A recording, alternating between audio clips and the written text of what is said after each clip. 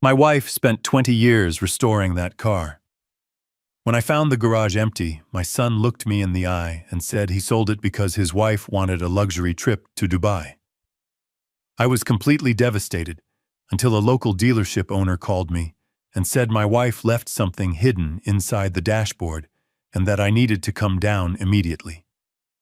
Before I tell you how I systematically dismantled my son's entire life from my living room, let me know which state you are watching from in the comments below. Hit the like button and subscribe if you have ever had to teach an ungrateful child a lesson they will never forget. The drive home from the cardiology clinic was supposed to be a quiet relief. The doctor had given me a clean bill of health, an encouraging update 6 months after the mild heart attack that had briefly turned my world upside down. I pulled my sensible daily commuter sedan onto the familiar paved driveway of the home I had shared with my wife Sarah for nearly 4 decades. The afternoon sun cast long shadows across the manicured lawn. I pressed the worn button on the sun visor. The heavy motorized garage door groaned and began its slow ascent. I waited for the familiar gleam of candy apple red paint to reflect the afternoon light. Instead, the rising door revealed nothing but a vast expanse of bare, cold concrete. I put the car in park and stepped out, leaving my door wide open. The visceral shock hit me like a physical blow to the chest. My breath caught in my throat. The garage was perfectly organized, just as Sarah had left it before she passed away. Her meticulously arranged toolboxes lined the back wall. The specialized wrenches and hydraulic jacks sat in their designated places. But the center of the room, the space that had housed her crowning achievement, was entirely empty. The scent of heavy engine oil and her favorite premium leather polish still hung thickly in the stagnant air. A single rectangular oil drip pan lay useless on the floor. Her 1969 Mustang Mach 1 was gone. My mind scrambled for a logical explanation. I checked the side window of the garage door. The glass was intact. I checked the heavy deadbolt on the side entry door. It was completely secure, with no signs of forced entry. Panic began to claw at the edges of my rational thought. Someone had bypassed the security system entirely. Someone had driven away with a piece of automotive history, a vehicle that represented thousands of hours of my late wife's grease-stained dedication and unyielding passion. The silence in the empty garage was deafening. I gripped the handle of the door leading into the house, my knuckles turning white as I prepared to call the police and report a catastrophic theft. I stepped through the mudroom and into the hallway. The house was not empty. The house was. The eerie calm of this garage was immediately shattered by the sound of hushed voices and the rich aroma of my expensive imported coffee brewing in the kitchen. I rounded the corner, my heart pounding a frantic rhythm against my ribs. 2 massive hard-shell designer suitcases sat directly in the middle of the hallway, blocking the path to the front door. They were the kind of expensive luggage that practically screamed careless wealth. I stepped into the kitchen. My son Matthew stood leaning casually against the granite countertop. He was scrolling through his smartphone with an expression of mild boredom. Beside him stood his wife Amanda. She was sipping coffee from the hand-painted ceramic mug that Sarah had bought during our trip to Santa Fe over a decade ago. Amanda wore a pristine silk travel outfit, looking entirely out of place in the kitchen my wife had designed. Neither of them looked surprised to see me. In fact, Matthew simply glanced up from his screen and let out a heavy sigh, acting as if my early return from the doctor was a minor inconvenience to his schedule. I did not offer a greeting. My voice shook not with fear, but with a rising, incomprehensible rage that I struggled to contain. I pointed a trembling finger toward the hallway leading to the garage and demanded to know where the car was. I expected confusion. I expected Matthew to drop his phone and rush outside to see the empty space. I expected panic. Instead, Matthew calmly locked his phone screen and slipped it into his tailored jacket pocket. He took a slow sip of my coffee, met my furious gaze without a single ounce of hesitation, and delivered a sentence that shattered my entire reality. He brazenly admitted that he sold it. He did not stutter. He did not look away. He stated it as a simple matter of fact, as if he had cleared out a box of old newspapers from the attic. I demanded to know how that was legally possible. The title to the Mustang was locked in a heavy steel safe in my home office. It was solely in my name after Sarah passed. Matthew set his mug down on the counter and offered a condescending smile. He reminded me of the terrifying week I spent in the intensive care unit 6 months ago, while I was hooked up to monitors worried about my survival. Matthew had brought in a lawyer and a notary. He convinced me to sign a general power of attorney so he could manage the mortgage payments and handle the household bills if the worst were to happen. I had trusted my only child with my life and my livelihood. Matthew revealed that he had taken that document straight to a vintage automotive broker downtown. He used the legal authority I granted him in a moment of mortal vulnerability to authorize a duplicate title and transfer ownership of the Mach 1. He bypassed me entirely. He forged ahead with the sale of my wife's legacy trading, 20 years of her sweat and devotion for a direct wire transfer into his personal bank account. When I demanded to know why he would commit such a profound betrayal, his justification was even more sickening. He gestured toward the massive suitcases in the hallway. He stated that it was his 5th wedding anniversary. He claimed that Amanda deserved a lavish extended vacation to Dubai. He looked me dead in the eye and said the car was just rusting away under a tarp, taking up valuable space. He argued that since he was my sole heir, the car would eventually belong to him anyway. In his twisted mind, he was simply taking an early advance on his inheritance to fund a luxury trip to the Middle East. He spoke of my wife's masterpiece as if it were a meaningless pile of scrap metal that he had brilliantly converted into first-class airline tickets and a penthouse hotel suite. Before I could fully process the sheer audacity of his confession, Amanda decided to add her own layer of emotional cruelty. She set Sarah's favorite mug in the sink with a loud clatter. She crossed her arms and glared at me aggressively, defending her husband's thievery. She insulted my age directly to my face. She told me I was nearly 70 years old and had no business trying to handle a heavy manual transmission clutch anyway. She claimed I was a safety hazard on the road and that they had actually done me a massive favor by removing a dangerous temptation from the property. Her voice grew sharper, dripping with venom and profound entitlement. She looked around the kitchen, her eyes scanning the walls and the furniture, as if she were inspecting a property she planned to demolish. She told me that I needed to move on. She demanded that I use the 3 weeks they would be lounging in Dubai to finally clear out the rest of the house. She instructed me to buy heavy-duty garbage bags and throw away Sarah's clothes, her remaining tools, and her useless trinkets. She called my home a depressing mausoleum and told me to get over it. The disrespect was so complete, so perfectly executed, that it felt like the air had been violently sucked out of the room. I stood paralyzed on the hardwood floor. The magnitude of the betrayal anchored my feet to the ground. My only son had stolen my most prized possession, exploited my medical emergency to commit fraud, and his wife had essentially spit on my dead wife's memory. The urge to physically throw them out of my house warred with the staggering disbelief short-circuiting my brain.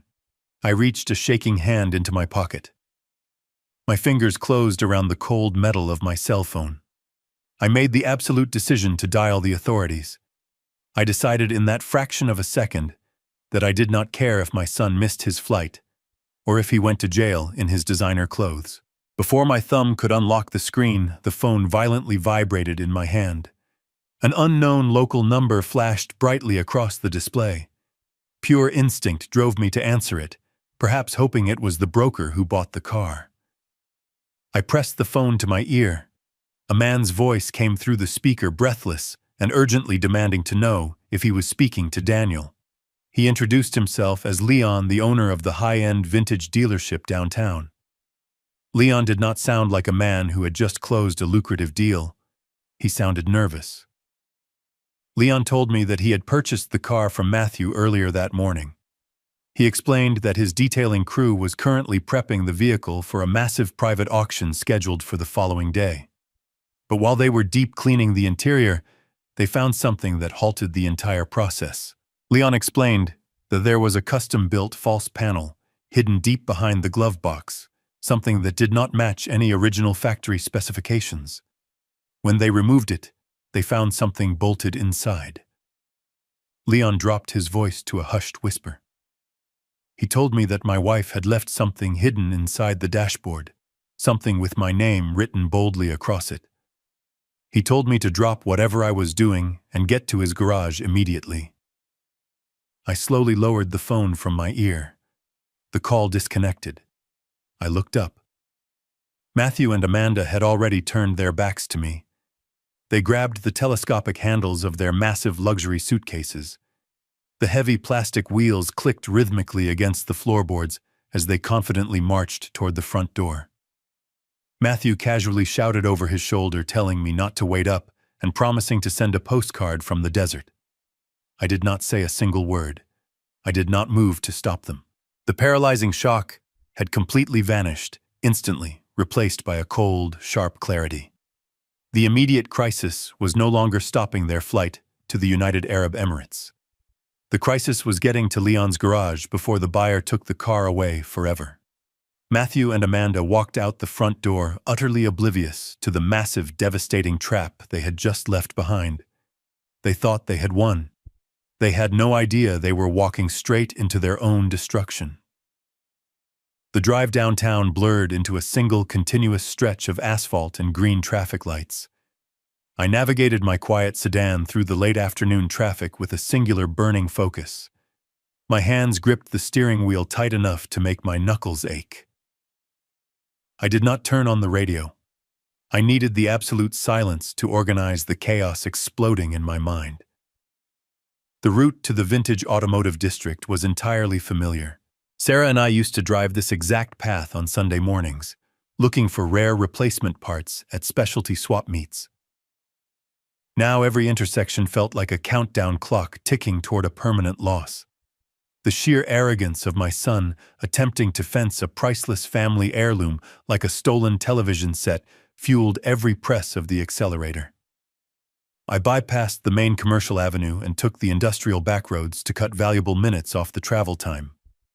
Leon operated out of a massive refurbished brick warehouse on the edge of the financial district. It was not a dusty mechanic shop filled with stray oil pans and discarded tires. It was a high-end gallery designed for millionaires who wanted to buy perfectly restored pieces of automotive history.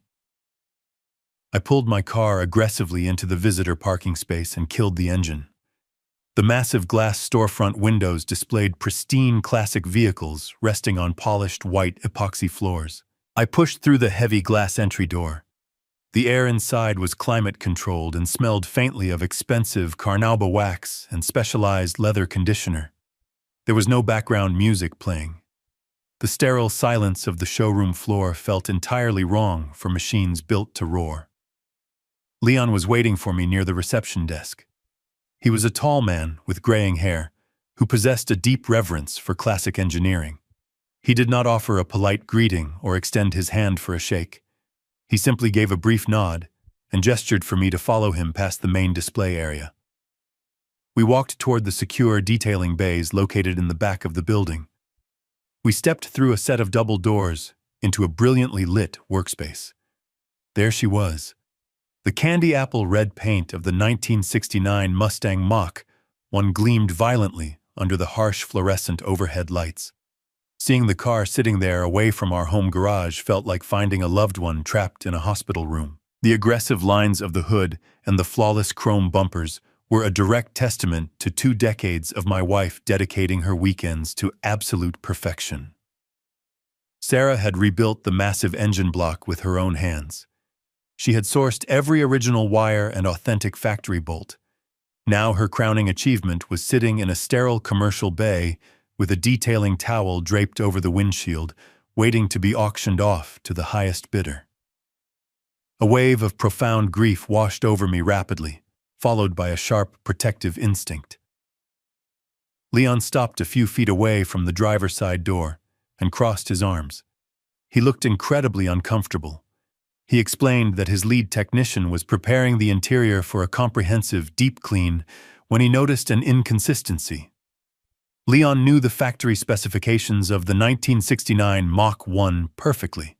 He stated that the passenger side dashboard had a subtle modification that no assembly line worker in Detroit had ever installed. The glove box area was slightly shallower than it should be. Leon admitted he initially thought it was a poorly executed repair job from a previous owner until he inspected the metalwork closely. He recognized the precision. He told me the fabrication was flawless and required a level of custom machining that only a master mechanic could execute. He knew my wife was a master mechanic. We walked around to the passenger side of the vehicle. Leon opened the heavy door. The distinct smell of the vintage interior rushed out to meet me. He leaned inside and pointed a small tactical flashlight up under the curve of the dashboard, deep behind the primary glove compartment. I knelt on the pristine epoxy floor and looked up into the dark cavity. Tucked away, completely invisible from a casual passenger, was a secondary metal plate secured by 4 unusual fasteners. They were not standard Phillips or flathead screws. They were specialized tamper-proof security bolts. Leon reached into his heavy canvas apron and pulled out a custom-machined socket attachment. He handed the cold, heavy piece of metal to me. He stepped back and told me that whatever was hidden behind that plate belonged to my family, and he was not going to be the man who broke the seal. I gripped the specialized tool in my right hand and took a slow, deep breath. I reached under the dashboard to uncover the final secret my wife had left behind. I shifted my weight on the hard epoxy floor and angled my shoulders to fit beneath the passenger side dashboard. The space was incredibly cramped. The scent of old vinyl and wiring surrounded me. I guided the custom socket attachment toward the first tamper-proof bolt, holding the false metal plate in place. The heavy tool slipped perfectly over the strange groove. I applied a firm counterclockwise pressure. The bolt resisted for a fraction of a second before giving way with a sharp metallic snap. The sound echoed loudly in the cavernous detailing bay. I turned the wrench slowly. The threads were perfectly lubricated. Even in her secret modifications, my wife had maintained absolute mechanical perfection. Sarah never did anything halfway. If she was going to build a hidden compartment inside a classic muscle car, she was going to engineer it to outlast a nuclear blast. I moved the tool to the second bolt. My knuckles scraped against the rough edge of the undercarriage, but I hardly felt the sting. My entire focus narrowed down to the rotating steel. As I worked, a profound realization began to settle heavy in my chest. Sarah had not built this compartment for fun. She had not designed a custom security plate to store spare fuses or an extra set of keys. She had deliberately engineered an impenetrable vault inside her most prized possession. She had gone to extreme lengths to ensure that whoever sat in the passenger seat would never know it was there. She was hiding something. More importantly, she was hiding something from the people who had unrestricted access to our home. She was hiding something from our son. The third bolt came loose and dropped softly into the palm of my free hand. The thick metal plate shifted slightly downwards. I could feel the cold, heavy-gauge steel she had used to fabricate the false backing. I positioned the wrench over the final fastener. My breathing grew shallow. Up until this exact moment, I was just a grieving widower whose arrogant son had stolen a car. I was the victim of a cruel, opportunistic crime. But as I applied pressure to the last bolt, I felt a fundamental shift in my own identity. I was no longer just the victim of a theft. I was the man unlocking the final unread chapter of my wife's life. I gave the wrench one final hard twist, the last thread released. I caught the heavy metal plate before it could crash against the floorboards. I set it gently on the floor beside my knees. I aimed the small tactical flashlight directly into the dark, gaping cavity my wife had meticulously carved out behind the glove box. The space was completely lined with a dark, heat-resistant material. Resting perfectly flat inside the custom chamber was a thick silver envelope. It was not standard paper. It was a heavy-duty industrial-grade fireproof document bag sealed with a thick strip of reinforced security tape. I reached my hand into the dark space. The rough, textured material of the bag felt distinctly alien against the smooth, vintage vinyl of the car interior. I gripped the thick edges of the envelope and slowly pulled it free from its hiding place. The sheer weight of the package surprised me. It was dense. It felt incredibly substantial in my hands. I slid backwards across the polished floor and pulled myself up to a standing position. I clutched the silver envelope tightly against my chest. The physical extraction of this hidden object flipped a switch deep inside my mind. The paralyzing shock of finding my garage empty was completely eradicated. The sickening feeling of listening to my daughter-in-law insult my age evaporated into the sterile air of the commercial garage. Holding that heavy package, I felt my posture straighten. The trembling in my hands ceased entirely. I was holding a weapon my wife had forged in secret. I did not know what the documents contained yet, but I knew with absolute certainty that Sarah had prepared for this exact disaster. She had seen the greed festering inside our son long before my heart attack gave him the legal opportunity to strike. The dealership owner stood a few feet away, watching me with silent respect. He did not ask questions. He simply nodded toward a heavy stainless steel workbench resting against the far wall of the detailing bay. I walked over to the brightly lit station. Every step felt heavier and more deliberate than the last. The transition was complete. I was no longer the discarded old man left behind to clean out a dusty house while his ungrateful children flew first class to the Middle East. I was the executor of a devastating contingency plan. I placed the heavy fireproof envelope flat on the pristine metal surface of the workbench. The bright overhead lights reflected sharply off the silver material. The thick security tape securing the flap remained entirely intact.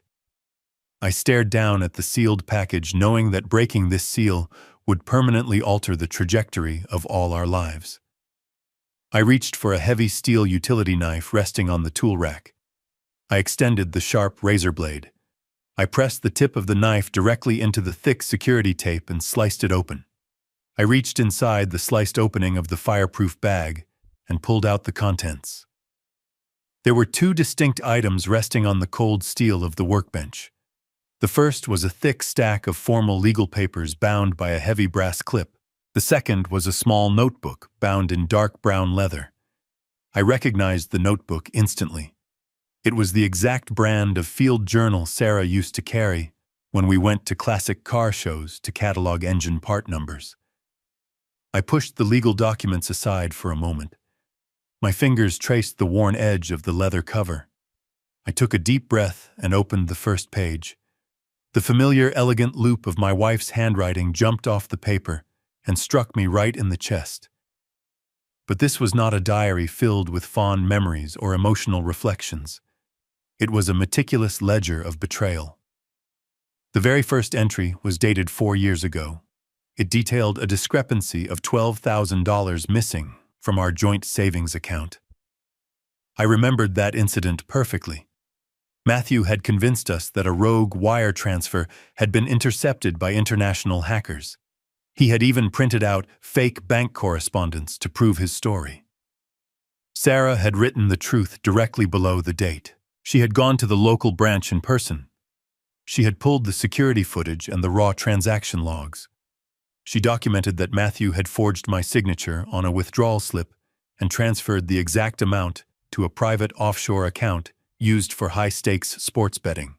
She attached a photocopy of the forged slip neatly folded between the pages. I turned the page and felt a cold sweat break out on the back of my neck. The entries continued with chilling regularity. Each page represented a new lie and a new theft. 3 years ago, my mother's diamond tennis bracelet vanished from Sarah's jewelry box. Matthew had helped us search the entire house for 2 days. He had even called the police and filed a burglary report claiming someone must have slipped through the back door. The journal told the real story. Sarah had found the original pawnshop receipt tucked inside the pocket of Matthew's winter coat while doing the laundry. The date on the pawn ticket matched the exact week Matthew and Amanda purchased their brand new luxury sport utility vehicle. Sarah had taped the original pawn slip right onto the page. She noted that she chose not to confront him because my blood pressure had been dangerously high that month, and she refused to trigger a medical emergency over a piece of jewelry. The depth of her silent endurance was staggering. I flipped through dozens of pages chronicling stolen cash and unauthorized credit line increases and manipulated tax returns. I read about the time he claimed his small business was failing and begged us for a short-term loan. We gave him $30,000 from our retirement fund to save his company. Sarah discovered he used that exact money to pay off his massive personal gambling debts and buy a country club membership for his wife. He had not suddenly turned into a monster the day I went to the hospital. He had been a parasite feeding on our hard work for the better part of a decade. He had sat at our Thanksgiving table and smiled at us while actively draining our financial security. He had hugged his mother while wearing clothes bought with the money he stole from her bank accounts. The final entries in the journal were dated just a few weeks before Sarah passed away. The handwriting was slightly shaky, but the intent was absolute steel. She had uncovered his most ambitious crime yet. She discovered that Matthew had used my social security number to open 3 separate high-limit credit cards. He had maxed them all out to fund a risky real estate investment that eventually collapsed. He had intercepted the mail to hide the statements. Sarah had spent her final days quietly paying off those fraudulent debts, using the last of her personal inheritance so I would never find out. She absorbed his massive financial sins entirely on her own. She carried the weight of our son's criminal depravity to her grave, just to protect my failing heart. I reached the final page of the leather journal. The ink was dark and heavily pressed into the paper. It was a direct message written explicitly to me. Sarah wrote that she loved me more than life itself, but she knew my fatal flaw. She knew I would always try to forgive our son. She knew I would always try to find a rational excuse for his terrible behavior, because I was a good father. But she wrote that Matthew was not a good son. She stated clearly that he was a predator who viewed our family solely as a financial resource to be exploited until nothing was left. She wrote that she could not die in peace knowing he would eventually leave me homeless and broken. The final sentence of the journal was a direct command. It told me to put down the notebook and read the legal document she had secured in the envelope. She promised me that she had built a permanent wall to protect our assets, and that the time had come for me to lock the gate. I closed the leather journal. The soft thump of the cover hitting the metal workbench sounded like a judge bringing down a gavel. I did not feel any lingering weakness. I did not feel any desire to call my son and beg for an explanation. The illusion of my family was completely shattered and replaced by a cold, mechanical certainty. My wife had spent her final months gathering bulletproof evidence of multiple felonies. She had engineered a flawless case against the man who was currently flying first class to Dubai on her dime. I reached across the illuminated metal surface of the workbench and pulled the heavy stack of legal documents toward me. I was completely ready to read the terms of my wife's final adjustment. I pushed the leather notebook aside. The thick stack of legal papers remained perfectly aligned under the heavy brass clip.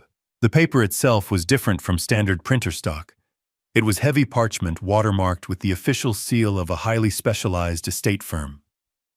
I recognized the letterhead immediately.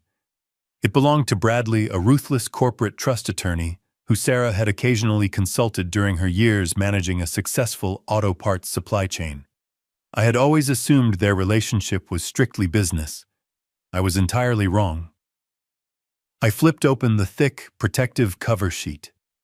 The bold, capitalized letters at the top of the first page dictated the absolute parameters of my new reality. It was a declaration of irrevocable trust. My eyes scanned the dense legal jargon. I had spent 30 years working as a logistics manager, negotiating shipping contracts, so reading complex binding agreements was practically second nature to me. Sarah knew this. She knew I would understand the precise mechanical function of the trap she had built.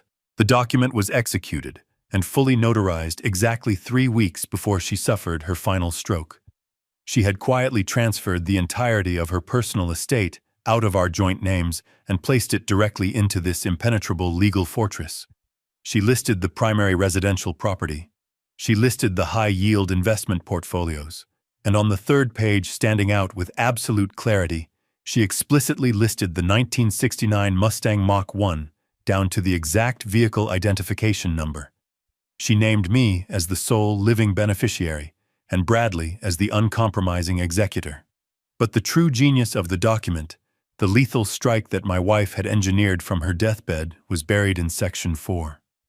I ran my finger down the heavy paper, tracing the ink of a highly specific exclusionary clause.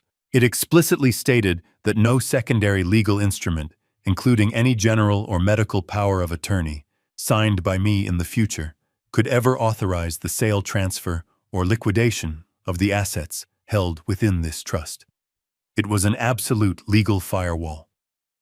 Sarah had predicted the exact avenue of attack my son would use. She knew that as my health declined, Matthew would attempt to seize control through a power of attorney. She had built a reinforced steel door and welded it shut from the inside. The document I had signed in the hospital while hooked up to heart monitors was completely null and void regarding the car. Matthew had walked into the dealership carrying a piece of paper that possessed zero legal authority. The full weight of the situation slammed into my chest. This was no longer a bitter family dispute over borrowed property. This was no longer a civil matter that could be resolved over a tense dinner conversation. The moment Matthew signed that fraudulent title transfer and handed the keys to the dealership owner, he crossed a catastrophic boundary. Because the power of attorney was void, he had stolen a vehicle valued at nearly $100,000. In the eyes of the law, my son had committed felony grand theft auto. He had stolen property that belonged to a federally protected trust.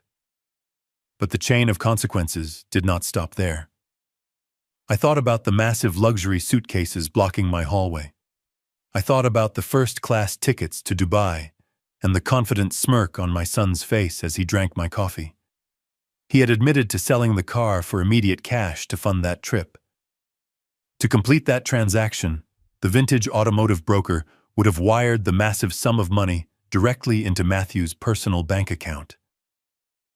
Using an electronic banking system to receive funds from the sale of stolen property across state lines elevated the crime to a completely different echelon. He had committed federal wire fraud. He had left a permanent, undeniable digital footprint of his crime. I stood alone in the brightly lit commercial garage holding the heavy stack of papers. The air conditioning hummed quietly in the background. My hands were no longer shaking. A profound, icy calm washed over my entire body. I was holding the absolute destruction of my son's life in the palm of my hand. If I walked out of this building and handed this envelope to a police detective, Matthew would not just miss his vacation. He would face decades in a federal penitentiary. His arrogant wife would be stripped of her stolen wealth and publicly humiliated. They had treated me like a disposable resource, a weak old man who would simply roll over and accept their cruelty. They had severely underestimated the woman who raised him, and they had completely misjudged the man holding the evidence.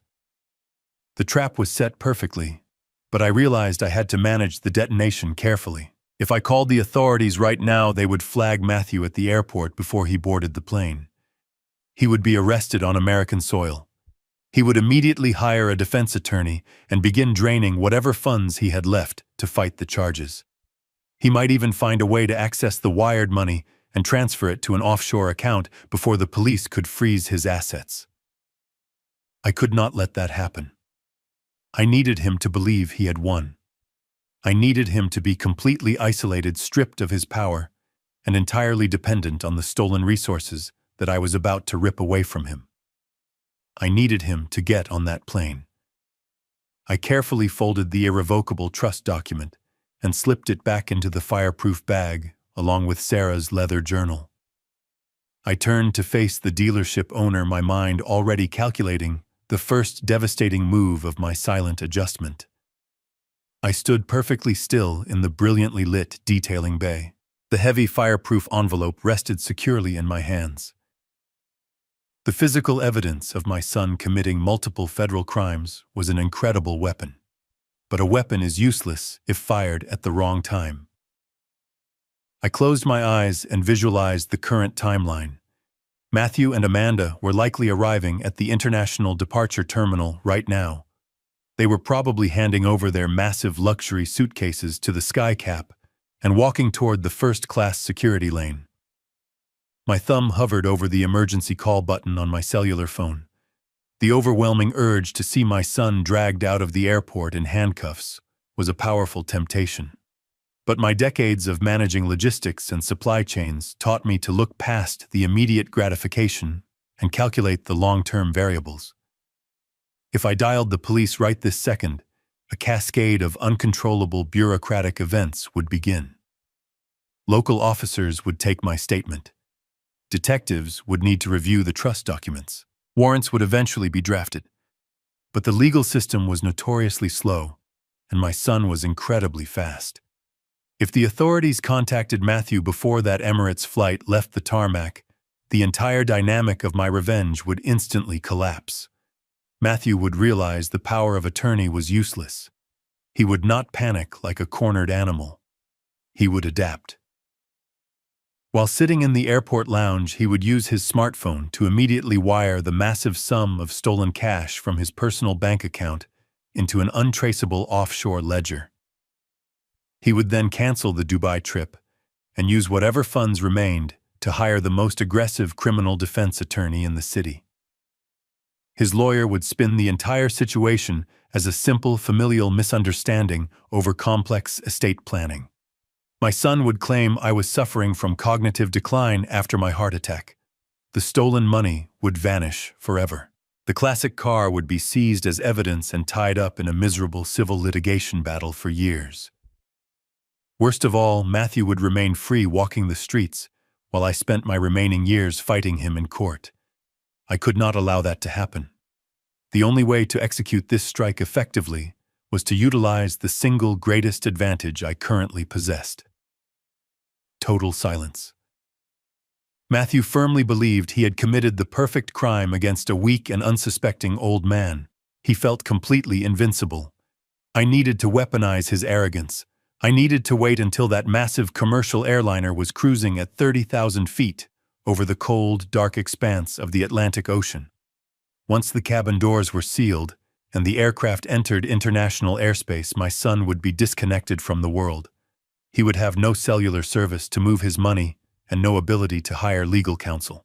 He would be trapped in a flying metal tube, utterly helpless, while I dismantled his entire life on the ground. But before I could spring the trap, I had an immediate logistical problem to solve. The car was still incredibly vulnerable. The high-end private auction was scheduled for tomorrow morning. I turned my attention back to the dealership owner.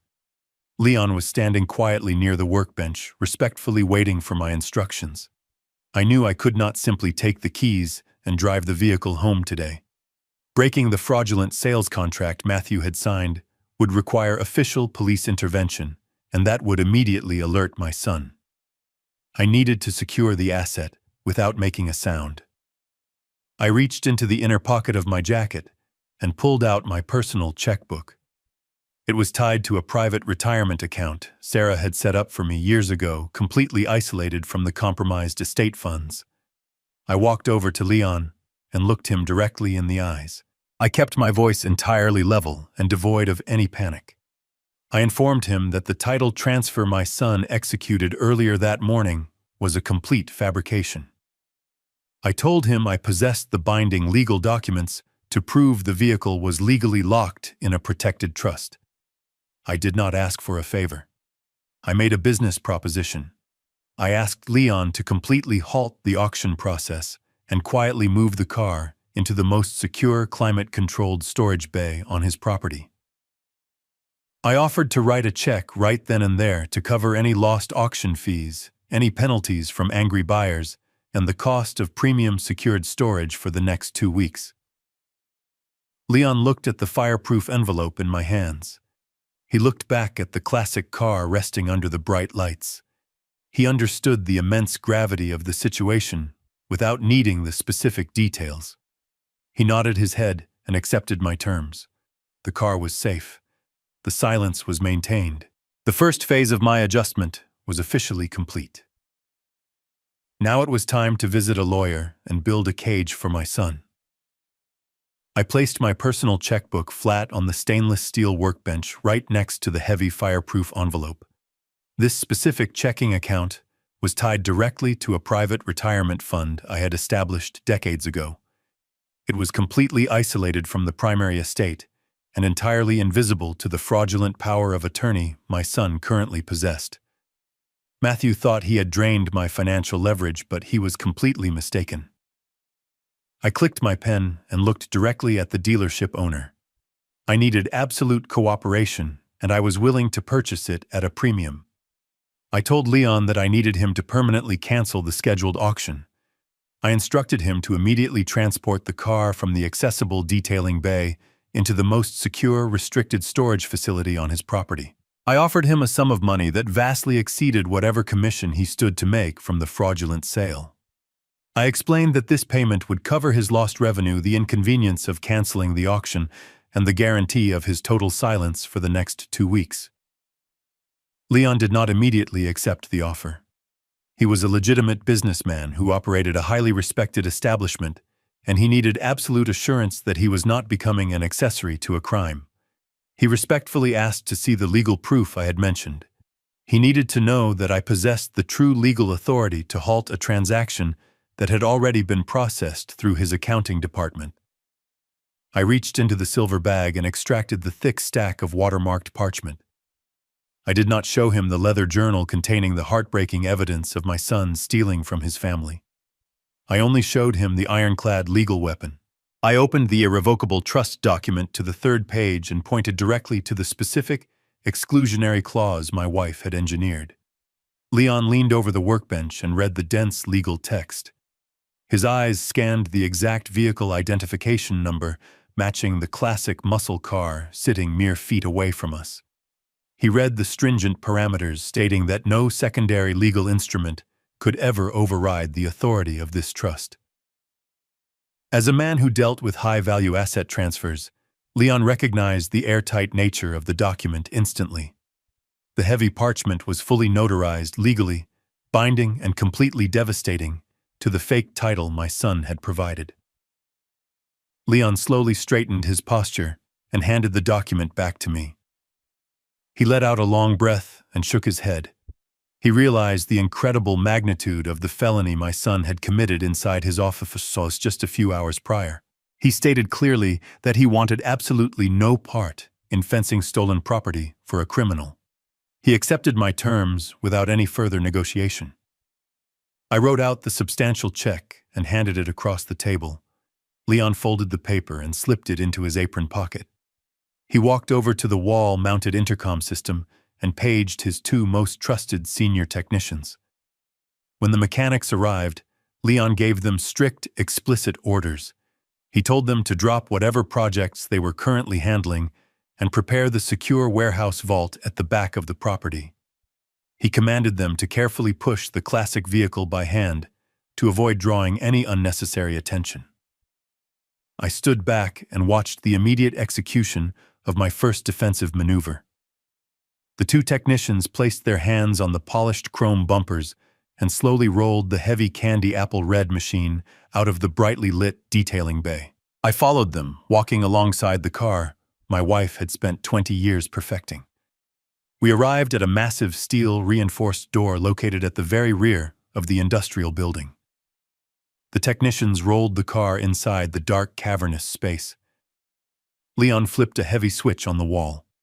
The interior of the vault illuminated, revealing a climate-controlled environment designed specifically to protect million-dollar investments.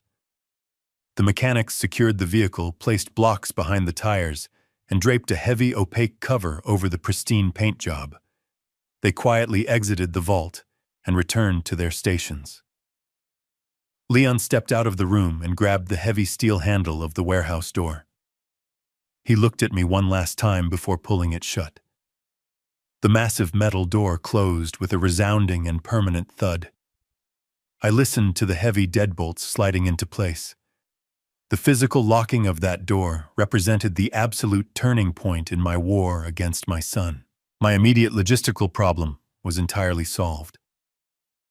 I thanked Leon for his absolute professionalism and walked out of the dealership into the fading afternoon sunlight. The classic car was safe. The next conflict was building the legal cage that would trap my son the moment his plane touched down in the desert. I left the industrial district behind and steered my sedan toward the towering glass structures of the downtown financial center.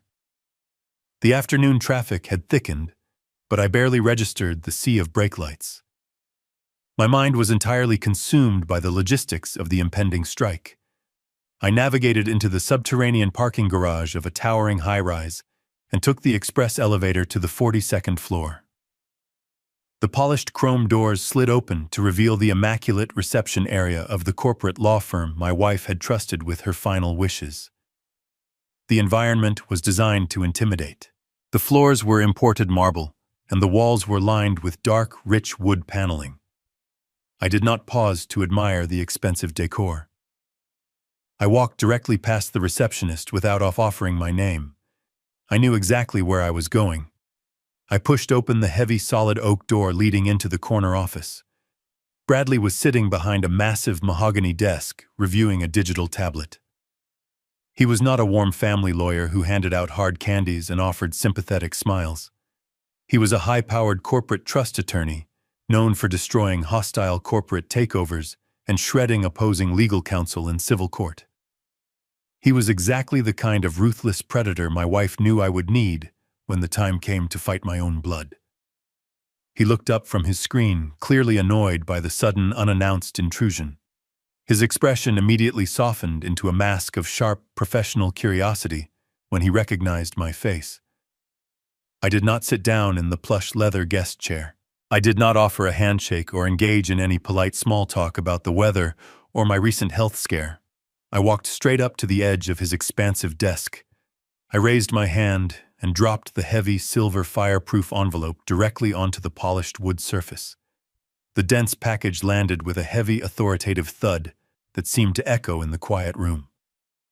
I looked Bradley directly in the eyes and told him that Sarah's contingency plan had officially been activated. Bradley did not ask any questions. He leaned forward and carefully slid the thick envelope toward him.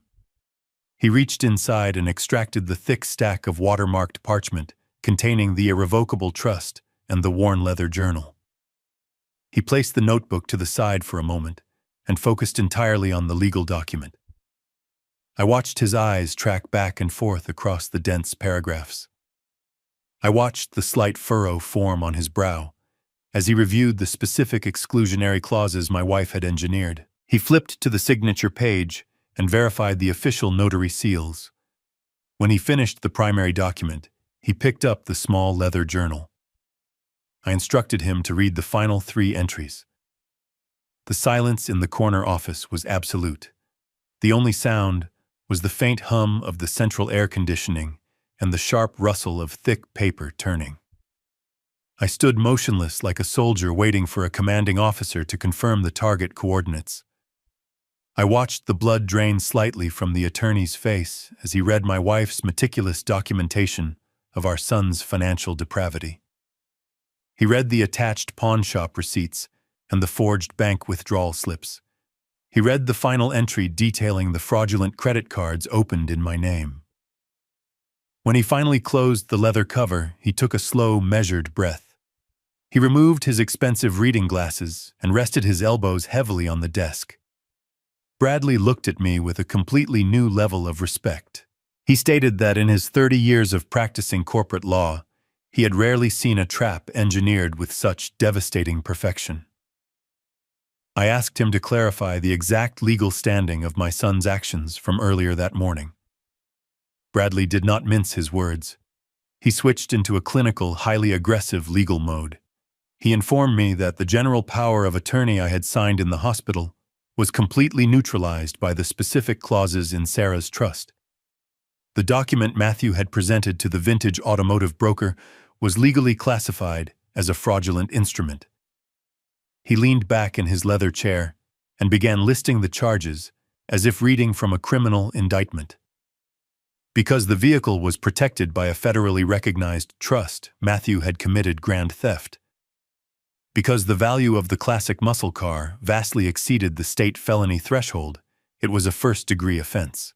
Bradley continued explaining that because the dealership owner had undoubtedly wired the massive sum of cash directly into my son's personal bank account, the crime had automatically crossed into the jurisdiction of federal wire fraud.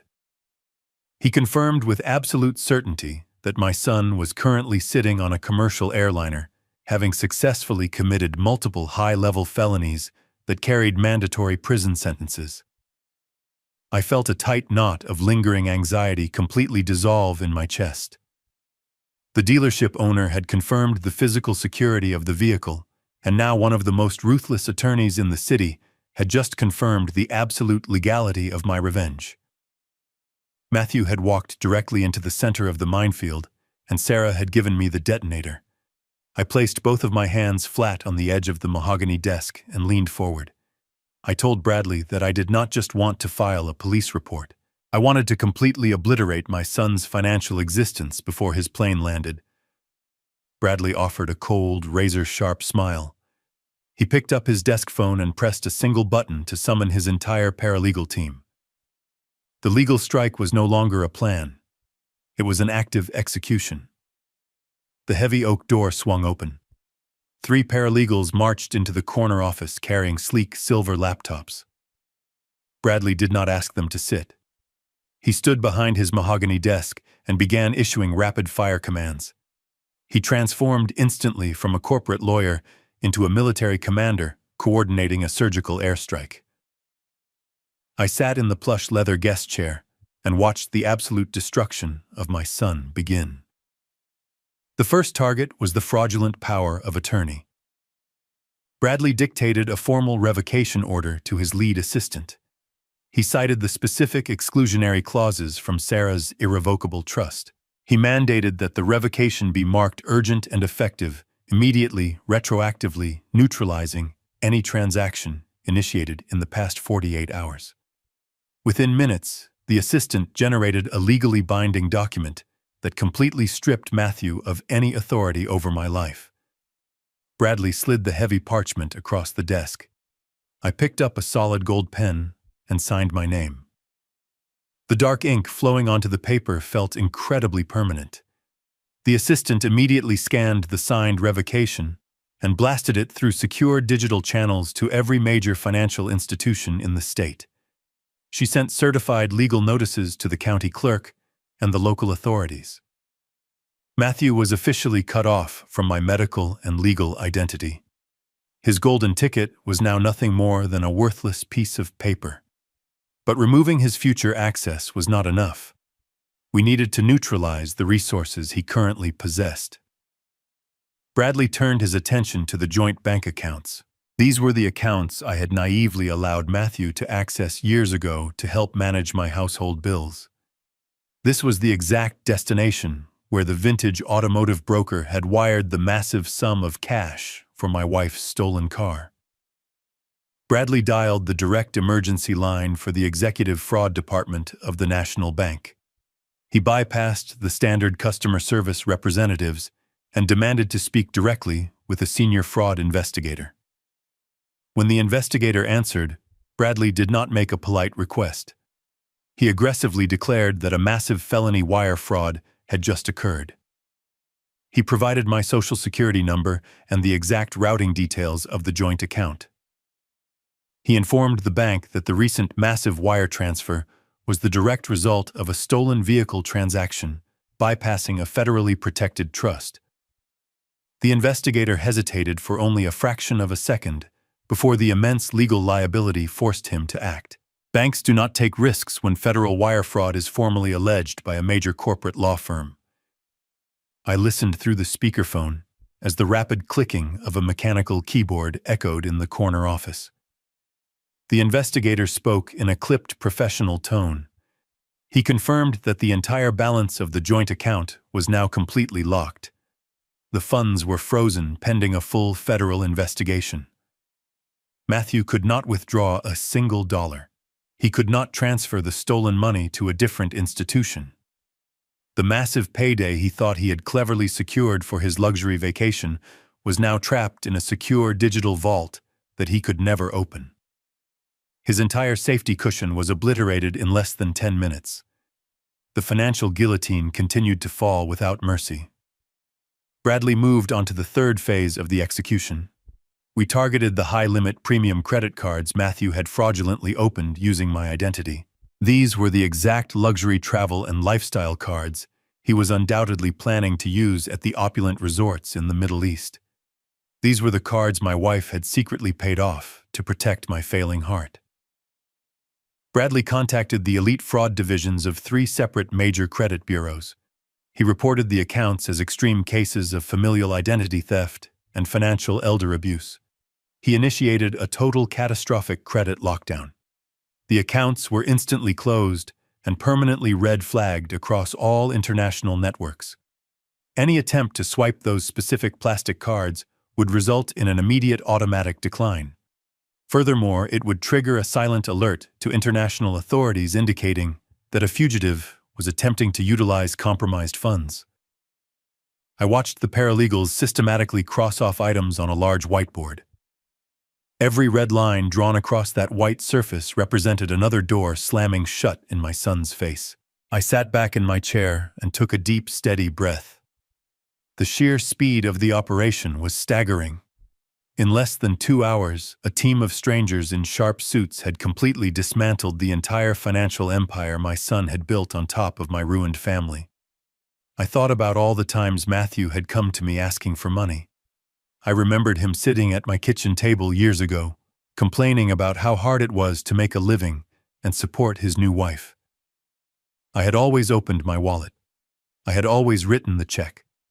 I had spent my entire life trying to provide a soft safety net for my only child. Now I was actively burning that net to ashes. But I did not feel any guilt. I did not feel the crushing weight of a father failing his son. I felt the absolute clarity of a victim finally standing up to his abuser.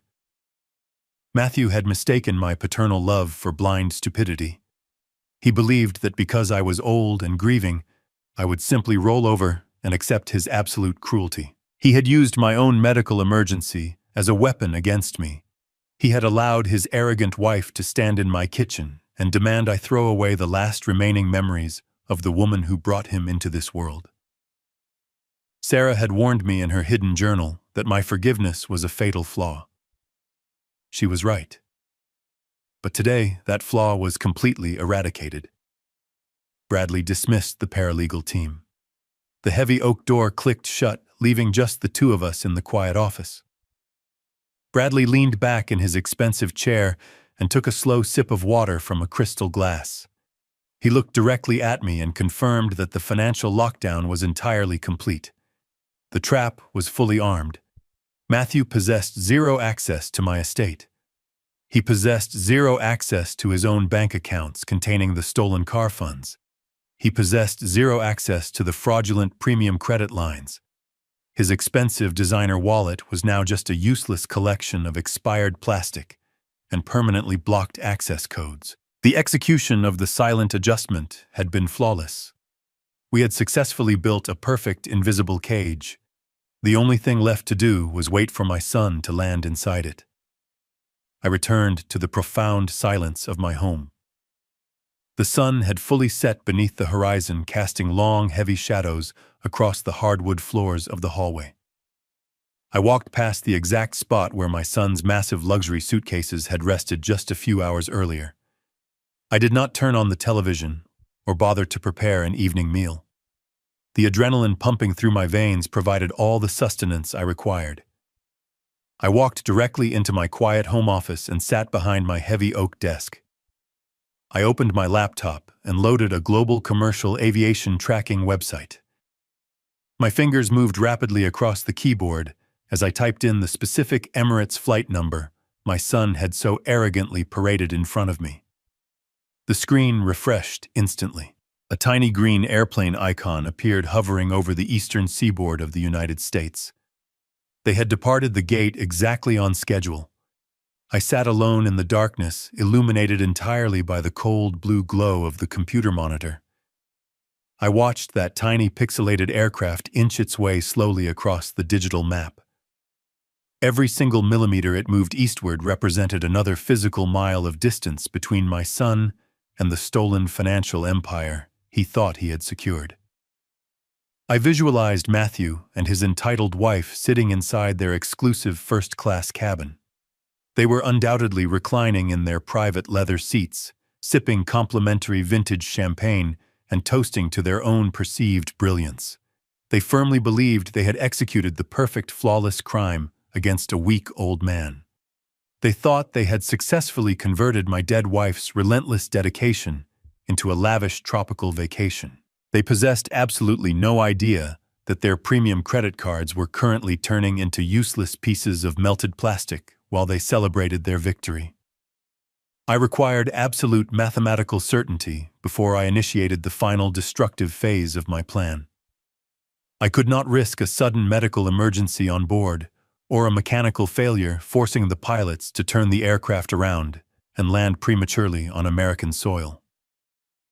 I had to wait patiently until they passed the definitive point of no return. I sat perfectly motionless in my leather desk chair for 3 agonizingly slow hours. I watched the green icon leave the safety of the continental United States and drift out over the vast, terrifyingly dark expanse of the Atlantic Ocean. I waited until the live flight telemetry indicated they were cruising at 35,000 feet, directly midway between 2 massive continents. They were completely surrounded by thousands of miles of freezing water and thin air. They possessed absolutely zero cellular service and no ability to contact their frozen bank accounts or hire emergency legal representation. They were floating through the night sky inside a luxurious aluminum cage, completely deaf and blind to the catastrophic legal firestorm I was actively fueling on the ground. The timing was finally perfect. I reached across the desk, picked up my cell phone, and dialed the direct emergency line for my corporate attorney. Bradley answered the phone on the very first ring. I did not bother with a polite greeting or ask about his evening. I simply stared at the blinking green icon on my computer screen and told him to release the hounds.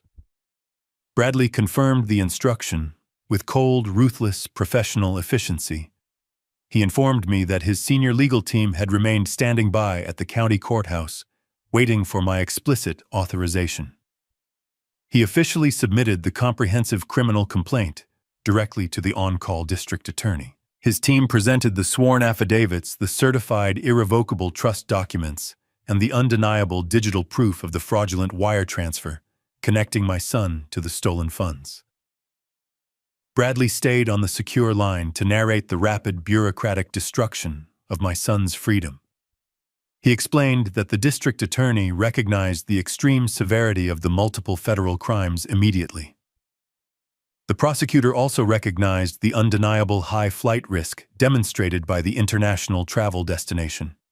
A state judge was awakened to review the ironclad evidence my wife had so meticulously prepared. The judge immediately signed the emergency arrest warrants without a single moment of hesitation. My son was no longer just a greedy, ungrateful child who had stolen from his grieving family. Matthew was now officially classified by the government as a federal fugitive wanted for first-degree grand theft auto and international wire fraud. The legal machinery moved with terrifying speed. His name, his passport number, and his physical description were instantly uploaded into the global criminal databases. When that massive commercial airliner finally touched down in the United Arab Emirates, the local border control authorities would be fully aware of his active fugitive status. I thanked Bradley for his flawless tactical execution and ended the phone call. I leaned back heavily in my office chair and stared at the glowing flight tracker one last time. The invisible trap had violently snapped shut. There was no possible avenue of escape. Matthew had willingly traded his family, his freedom, and his entire future for a single luxury plane ticket. Now he was flying completely blind toward a brick wall, and I was the man who had laid the mortar. I slowly closed the lid of my laptop, plunging the home office into total darkness. The glowing green icon disappeared, but the reality of my actions remained entirely solid. I had just initiated a sequence of events that would completely destroy my only child. Society often dictates that a parent must offer unconditional forgiveness regardless of the pain inflicted upon them. Society demands that blood must always remain thicker than water. But as I sat in the quiet, dark room, I realized that blood can also be toxic. Blood can harbor a parasite that slowly drains you until there is nothing left but an empty shell. I refused to be that shell. I refused to let my wife's memory be pawned off to fund the arrogance of a boy who had lost his soul years ago. I stood up from my desk, feeling a profound sense of closure regarding the legal battle. The offensive strike was entirely complete. Now I needed to focus on the physical sanctuary of my home before the inevitable fallout reached my front door. The morning sun pierced through the living room windows, casting sharp geometric shapes across the floorboards. I had not slept a single hour. My body was exhausted, but my mind was completely wired with the cold, calculating energy of a man preparing for a siege. The legal and financial traps were perfectly set and currently hurtling through international airspace. However, my physical sanctuary was still fundamentally compromised. Matthew possessed a heavy brass key to the front door. He knew the access code to the side garage entry. For years, I had willingly given him unrestricted access to my home, believing he was my family. Now I knew he was simply a thief waiting for another opportunity to strike. I could not allow him or anyone he might contact to step foot on my property ever again. I picked up my phone and dialed the number for a premium private security firm I had researched during the early hours of the morning.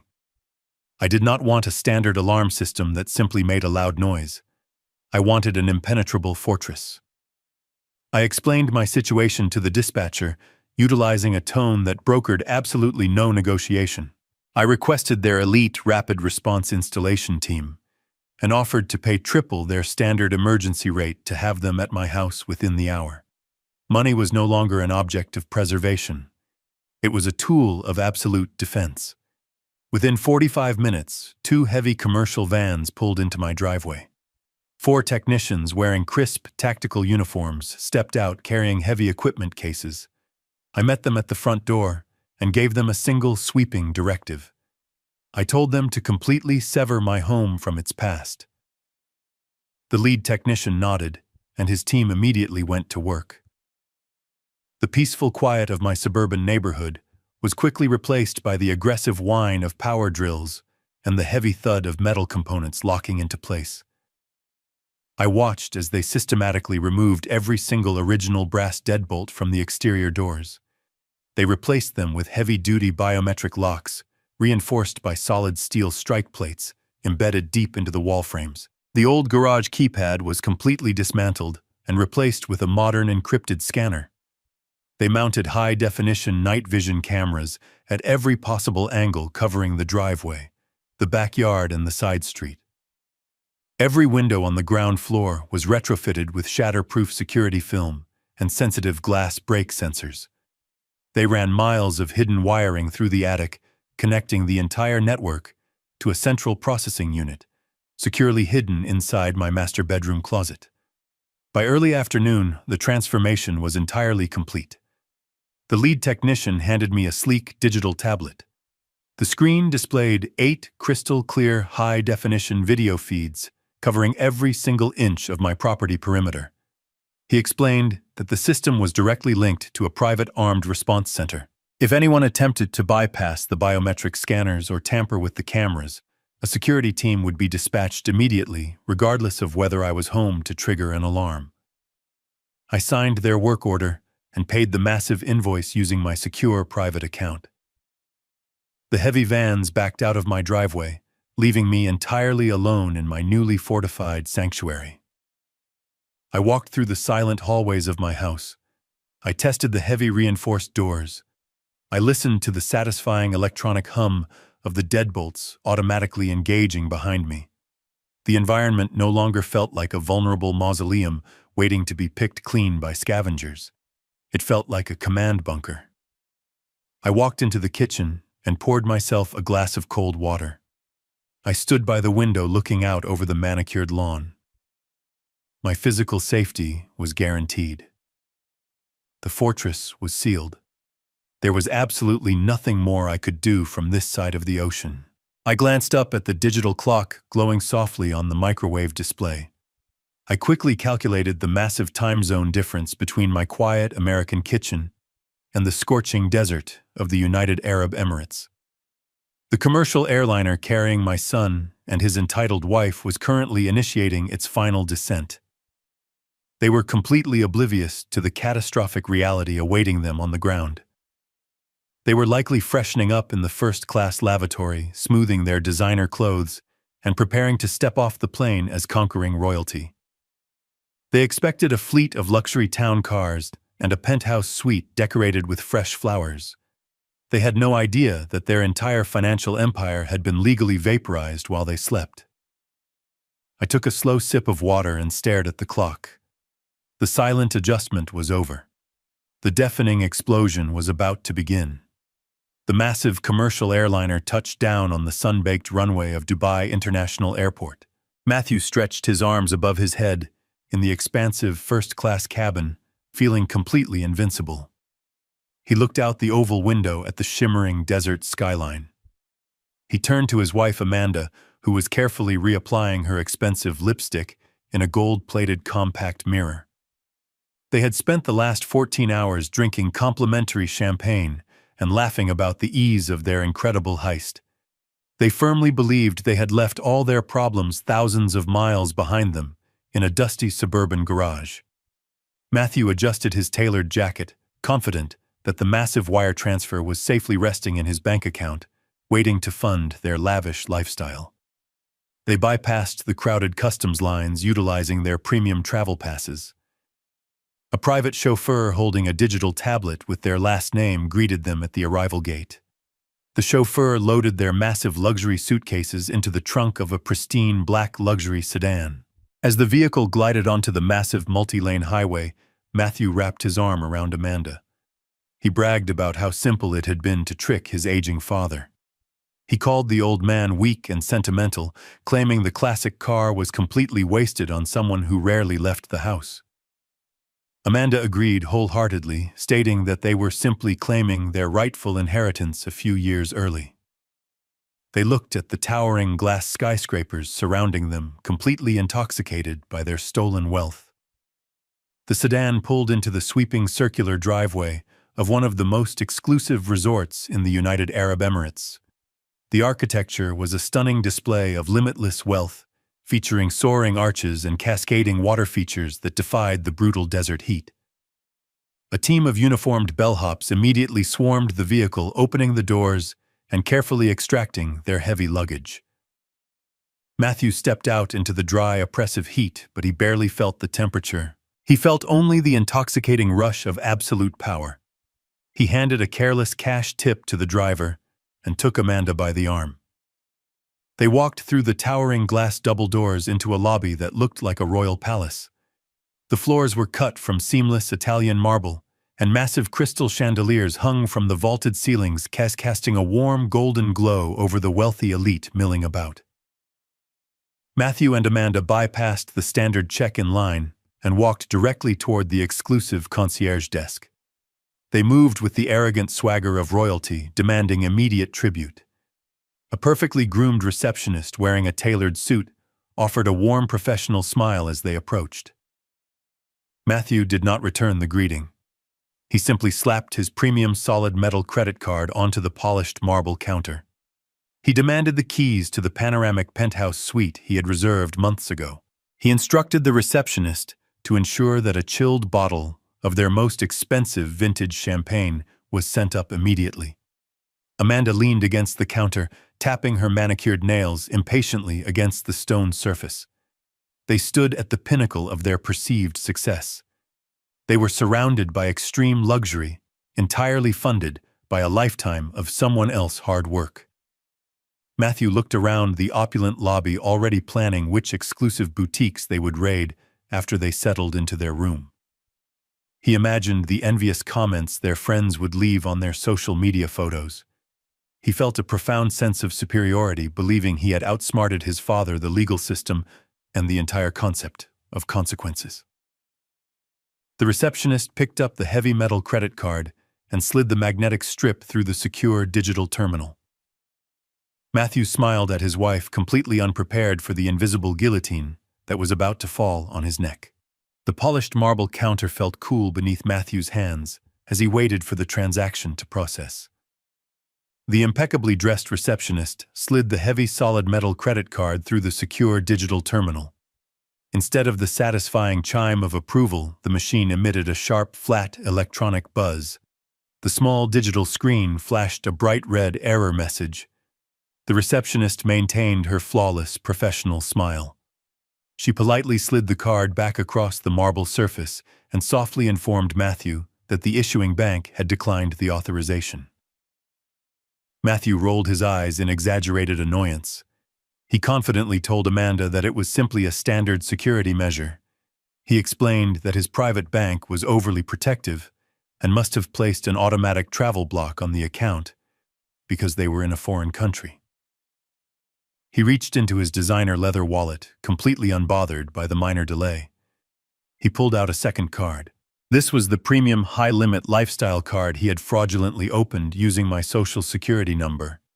He flipped it onto the counter with a heavy sigh, acting as if the resort system was the problem. The receptionist picked it up and inserted the smart chip into the terminal. She waited for the network to communicate across the globe. 10 seconds passed in absolute silence. The machine buzzed again, louder this time. The red light flashed twice.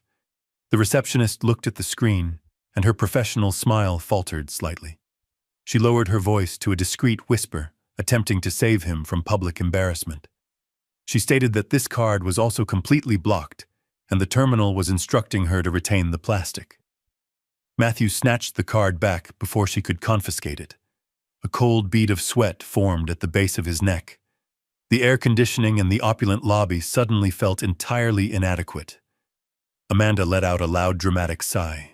She shifted her weight from one expensive stiletto to the other and complained about the service. She loudly demanded to know why it was taking so long to get the keys to their penthouse. Her voice echoed off the vaulted ceilings, drawing the attention of several wealthy guests standing nearby. The humiliation was beginning to take root. Matthew felt the sting of their judgmental stares. He was a man who defined his entire worth by his financial appearance, and his facade was rapidly cracking in front of an international audience. He told Amanda to lower her voice with a sharp hiss of genuine panic. He opened his wallet for the third time. His hands were visibly shaking. He bypassed the credit cards and pulled out the primary debit card tied directly to our joint banking account. This was the absolute safety net. This was the exact digital vault where the vintage automotive broker had wired the massive sum of cash for the stolen classic car just 24 hours ago. There was absolutely no reason for this card to fail. It contained enough stolen capital to buy the luxury suite outright for a month. He handed the plastic to the receptionist.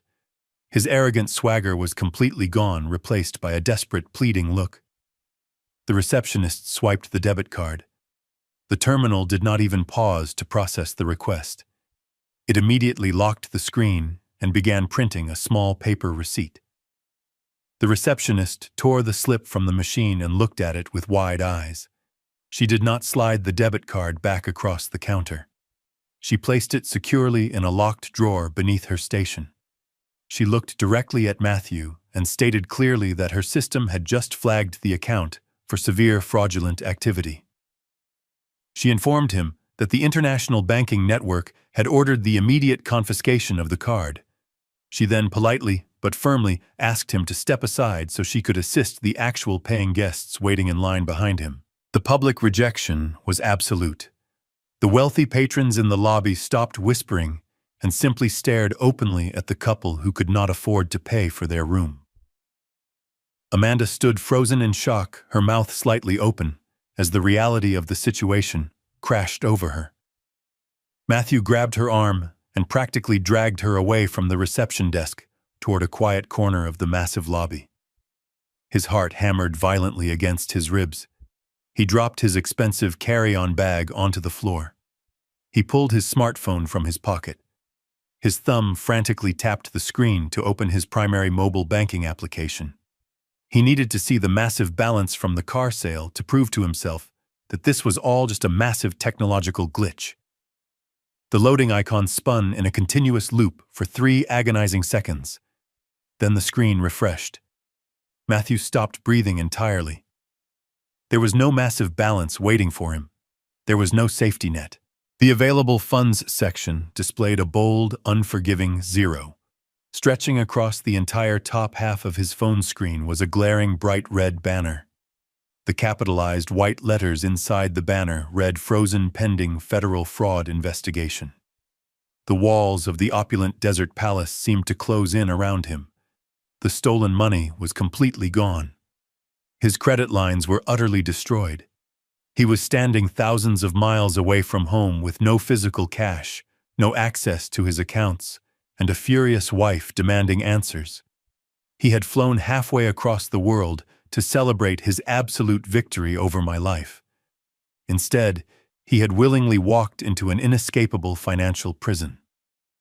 The foundation of his arrogant reality shattered into a million unrecoverable pieces. Matthew stood trapped in the corner of the opulent lobby. The towering marble pillars surrounding him no longer looked like magnificent symbols of his absolute success.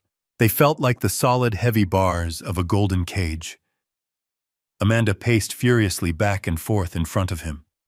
Her expensive designer heels clicked aggressively against the polished stone floor. She hissed at him to do something immediately. She demanded to know why they were being treated like common street criminals by the hotel hospitality staff. Matthew could not provide a rational answer. His chest heaved with shallow, panicked breaths. He stared relentlessly at the bright red fraud alert glowing on his phone screen. His brain desperately tried to rationalize the catastrophic failure of his perfect criminal plan. He convinced himself it was simply a massive automated banking error. He assumed a mindless computer algorithm had incorrectly flagged the massive international transaction. He firmly believed a single aggressive phone call to his father could resolve the entire humiliating nightmare. Matthew navigated to his contacts list and dialed my number. His thumb pressed the glass screen with frantic, excessive force. He pressed the phone tight to his ear and listened to the hollow electronic tone of the international connection ringing. He paced in a tight, anxious circle. He deliberately ignored the wealthy international guests who were still staring openly at their public disgrace. He rapidly rehearsed the specific lies he was going to tell me. He planned to act deeply annoyed rather than terrified. He planned to blame my supposed technological incompetence for the banking freeze. He still firmly believed I was the weak, grieving old man he had callously left behind in the kitchen. He still thought he held the invincible power of attorney and maintained absolute control over my entire life. Halfway across the world, I sat completely still in the profound silence of my living room. The heavy reinforced electronic door locks hummed softly in the background. The newly installed security cameras constantly monitored the perimeter of my impenetrable fortress. The house was completely dark except for a single warm reading lamp illuminating the heavy leather chair where I sat. I had the heavy silver fireproof envelope resting securely on the side table right next to me. My cell phone rested quietly on my lap. I had been waiting for this exact moment for several long hours. When the screen finally illuminated brightly with an incoming international video and audio call, I did not rush to answer it. I simply watched my son's name flash repeatedly across the digital display. I let the phone ring 3 full times. I wanted him to feel the heavy, agonizing weight of those passing seconds. I wanted his internal panic to ripen fully before I picked up the receiver. I pressed the green button and raised the phone to my ear. I did not offer a polite greeting or ask how his flight went. I simply listened to the chaotic background noise of the lavish Dubai lobby. Matthew did not waste a single second on pleasantries either. He immediately launched into a hysterical, furious tirade. His voice echoed through the speaker with a pathetic mixture of profound rage and sheer escalating terror. He screamed my name loudly. He demanded to know what on earth I had done to the joint banking accounts. He ordered me to call the National Bank branch immediately and explicitly authorize the immediate release of his frozen funds. He spoke to me as if I were a disobedient servant who had made a massive clerical error. He threatened to have me permanently placed in a restrictive assisted living facility the very moment he returned home if I did not fix the problem right, that exact second. I listened quietly to his frantic, empty threats. A year ago, his loud, aggressive screaming would have instantly spiked my blood pressure and sent me rushing to appease him. I would have profusely apologized for the inconvenience and desperately tried to smooth over his volatile anger. But the man sitting in the dark leather chair was entirely different now. His screaming sounded incredibly weak to my ears. It sounded exactly like a spoiled child throwing a violent physical tantrum because a favorite toy was suddenly taken away. I did not interrupt him. I let him expend his remaining emotional energy yelling pointlessly into the international phone line. I let him list all the terrible financial and legal things he planned to do to my life. When he finally ran entirely out of breath and demanded an immediate answer, the silence on the line grew heavy, cold, and suffocating. Matthew frantically demanded to know if I was still there. He loudly asked if I was listening to him. His voice cracked slightly, betraying the absolute primal panic hiding underneath his arrogant, wealthy facade. Amanda yelled something piercing and shrill in the background, demanding that I wire them physical cash immediately so they could finally check into their luxury penthouse suite. They were both entirely and completely oblivious to the massive, terrifying gravity of their situation. They thought they were facing a temporary, annoying travel inconvenience. They had absolutely no idea they were actively speaking to the architect of their total destruction. I took a slow, measured breath. The air in my fortified home was cool and perfectly still. I kept my voice incredibly low, steady, and entirely devoid of any sympathetic emotion. I did not match his frantic screaming. I did not sound angry, bitter, or vindictive. I sounded exactly like a judge delivering a final, unalterable sentence. I told Matthew that I had not made a mistake. I informed him that I was the one who personally contacted the executive fraud department of the National Bank branch. I stated clearly, and without hesitation, that I was the one who legally ordered the complete lockdown of the joint accounts and the permanent cancellation of every single premium credit card in his designer wallet. The silence on the other end of the line was absolute and terrifying. The chaotic background noise of the wealthy Dubai lobby seemed to fade away completely into nothingness. I could hear Matthew breathing heavily and erratically into the receiver. His arrogant brain was violently struggling to process the impossible information I had just delivered. The concept of me finally standing up to him was so entirely alien to his established reality that it simply did not compute. He stammered slightly over his next words. He aggressively asked me what I was talking about. He tried to instantly reclaim his false authority by loudly reminding me about the general power of attorney he possessed. He proudly and aggressively stated that I had absolutely no legal right to freeze his financial assets because he was fully in charge of my entire estate. He clung desperately to that fraudulent legal document like a drowning man holding tightly onto a rapidly sinking anchor. He furiously demanded I reverse the bank order immediately before he called the local police on me. He had just handed me the absolute perfect opening to drop the final devastating truth. I let Matthew finish his frantic rant about his perceived legal authority.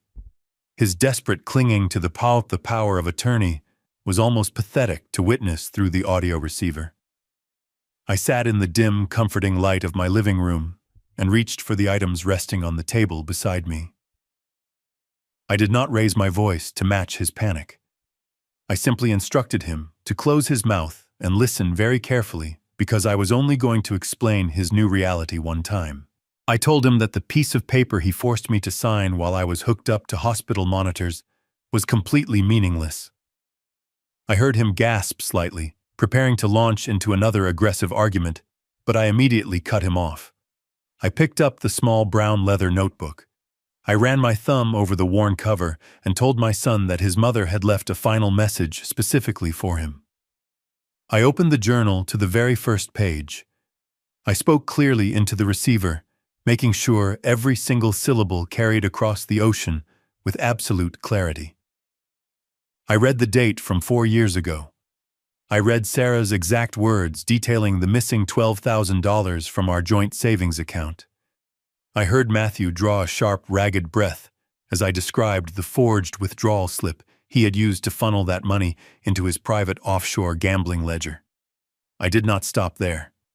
I turned the page and read the entry about my mother's diamond tennis bracelet. I reminded him of the 2 anxious days we spent searching the house and the fake police report he boldly filed claiming a burglar had slipped through the back door. I read Sarah's meticulous notes matching the date of the pawnshop ticket to the exact week he and Amanda purchased their brand new luxury sport utility vehicle. The silence from the Dubai lobby was absolute. The arrogant, wealthy facade had been completely ripped away, exposing the terrified thief underneath. I told Matthew that his mother knew about every single dime he had stolen over the past decade. She knew about the fraudulent credit cards he opened using my social security number. She knew about the fake business loans he claimed were failing. She had silently absorbed his massive financial sins and documented every single felony to protect my failing heart. I told him that he had spent years treating us like a disposable bank account, thinking he was an invincible criminal mastermind. In reality, he was just a sloppy parasite, and his own mother had spent her final days building a flawless, impenetrable case against him. Matthew finally found his voice. It was barely a whisper. He tried to stammer out a pathetic denial claiming those were just familial misunderstandings, and that he still maintained the legal right to manage the estate. I closed the leather journal and picked up the thick stack of watermarked parchment. I completely shattered his final remaining illusion. I informed him that exactly 3 weeks before her final stroke, his mother had executed a secondary irrevocable trust. I read the specific exclusionary clause directly from the heavy paper. I explained the precise legal mechanics of the trap she had engineered. I told him that the trust explicitly protected the classic muscle car and permanently neutralized any future power of attorney I might ever sign. I waited a few seconds to let the complex legal reality crush the last remaining hope out of his chest. I explained that when he walked into that vintage automotive dealership and signed the title transfer, he was utilizing an entirely fraudulent instrument. I told him that I had already visited the dealership and paid the owner a premium to permanently secure the vehicle in a locked warehouse. The car was perfectly safe, and his bill of sale was entirely void. I laid out the catastrophic chain of consequences with cold, mechanical precision. I stated that stealing a vehicle of that immense value from a federally protected trust constituted first-degree grand theft auto. I further explained that receiving the electronic transfer of those stolen funds into his personal bank account immediately escalated his crime to federal wire fraud. I could hear Amanda crying hysterically in the background. Her shrill voice echoed over the phone line as she finally began to understand that her luxury vacation had just turned into a permanent nightmare. Matthew pleaded with me. He dropped the aggressive tone completely and begged me to call the lawyers to stop the process. He promised to return the money and swore he would never ask for another favor again. I felt absolutely no pity for the man sobbing into the phone. I delivered the final devastating blow. I informed him that there was no legal process left to stop. I told him that my corporate trust attorney had already submitted the comprehensive criminal complaint directly to the district attorney. I stated clearly, and without a single trace of hesitation, that a state judge had already reviewed his mother's meticulous evidence. The judge had recognized the extreme flight risk demonstrated by his lavish trip to the Middle East. I told my son that the local authorities had officially issued an international arrest warrant for his immediate capture. His name and his passport number were currently flashing across global law enforcement databases. I explained that he was no longer a wealthy tourist enjoying a first-class holiday. He was a documented federal fugitive entirely stranded in a foreign desert with zero financial resources. I told him that if he attempted to seek help from the American embassy, they would immediately detain him and flag his location for extradition back to the United States. He had willingly walked into an inescapable prison of his own making, and I was the man who had permanently locked the door. The audio coming through the phone receiver shifted violently. I heard a brief physical struggle followed by a sharp gasp from my son. Amanda had snatched the cellular device directly out of his trembling hand. She did not possess the capacity for fear or remorse. Her entire worldview was constructed on a foundation of absolute entitlement, and she reacted to the collapse of her reality with pure, unfiltered rage. She pressed the phone to her mouth and launched into a hysterical, blistering tirade. She screamed that I was a bitter, miserable old man who was completely jealous of their youth and success. She loudly declared that her father was a prominent corporate executive who retained a fleet of vicious civil litigators.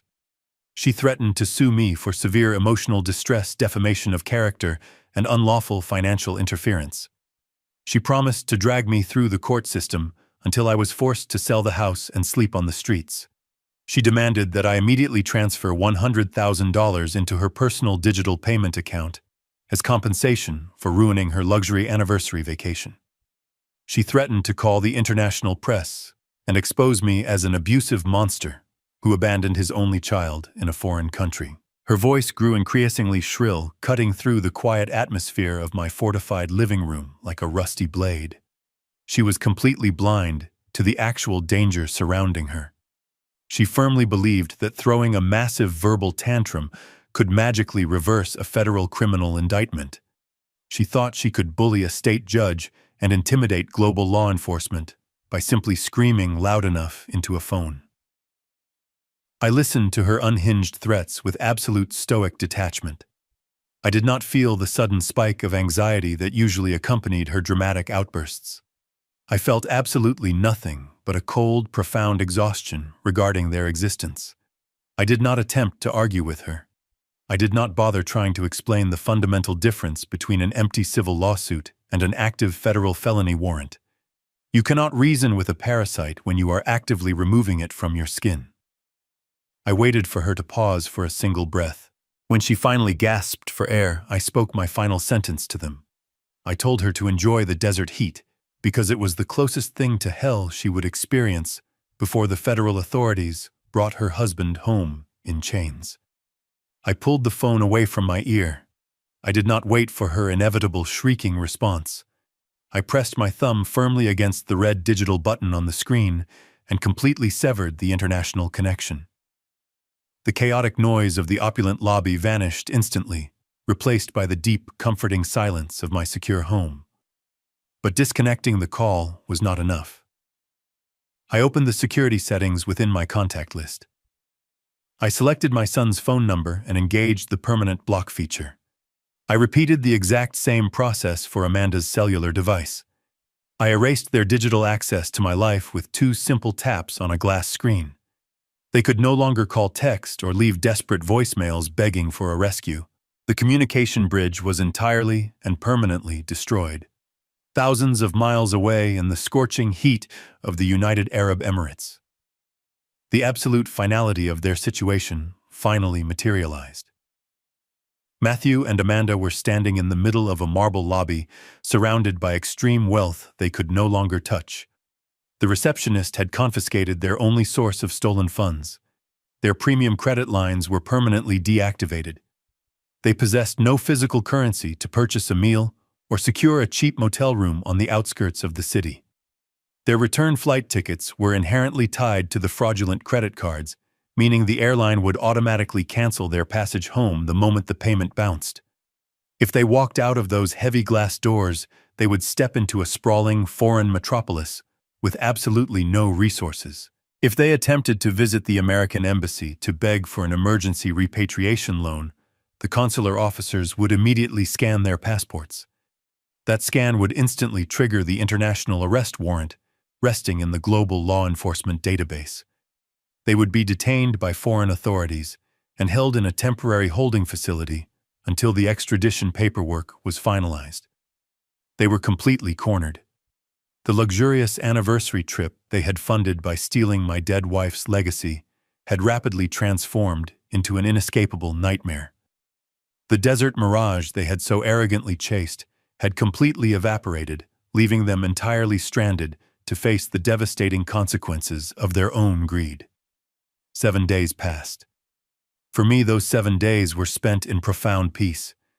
I drank my morning coffee in my quiet kitchen. I read novels in my secure living room.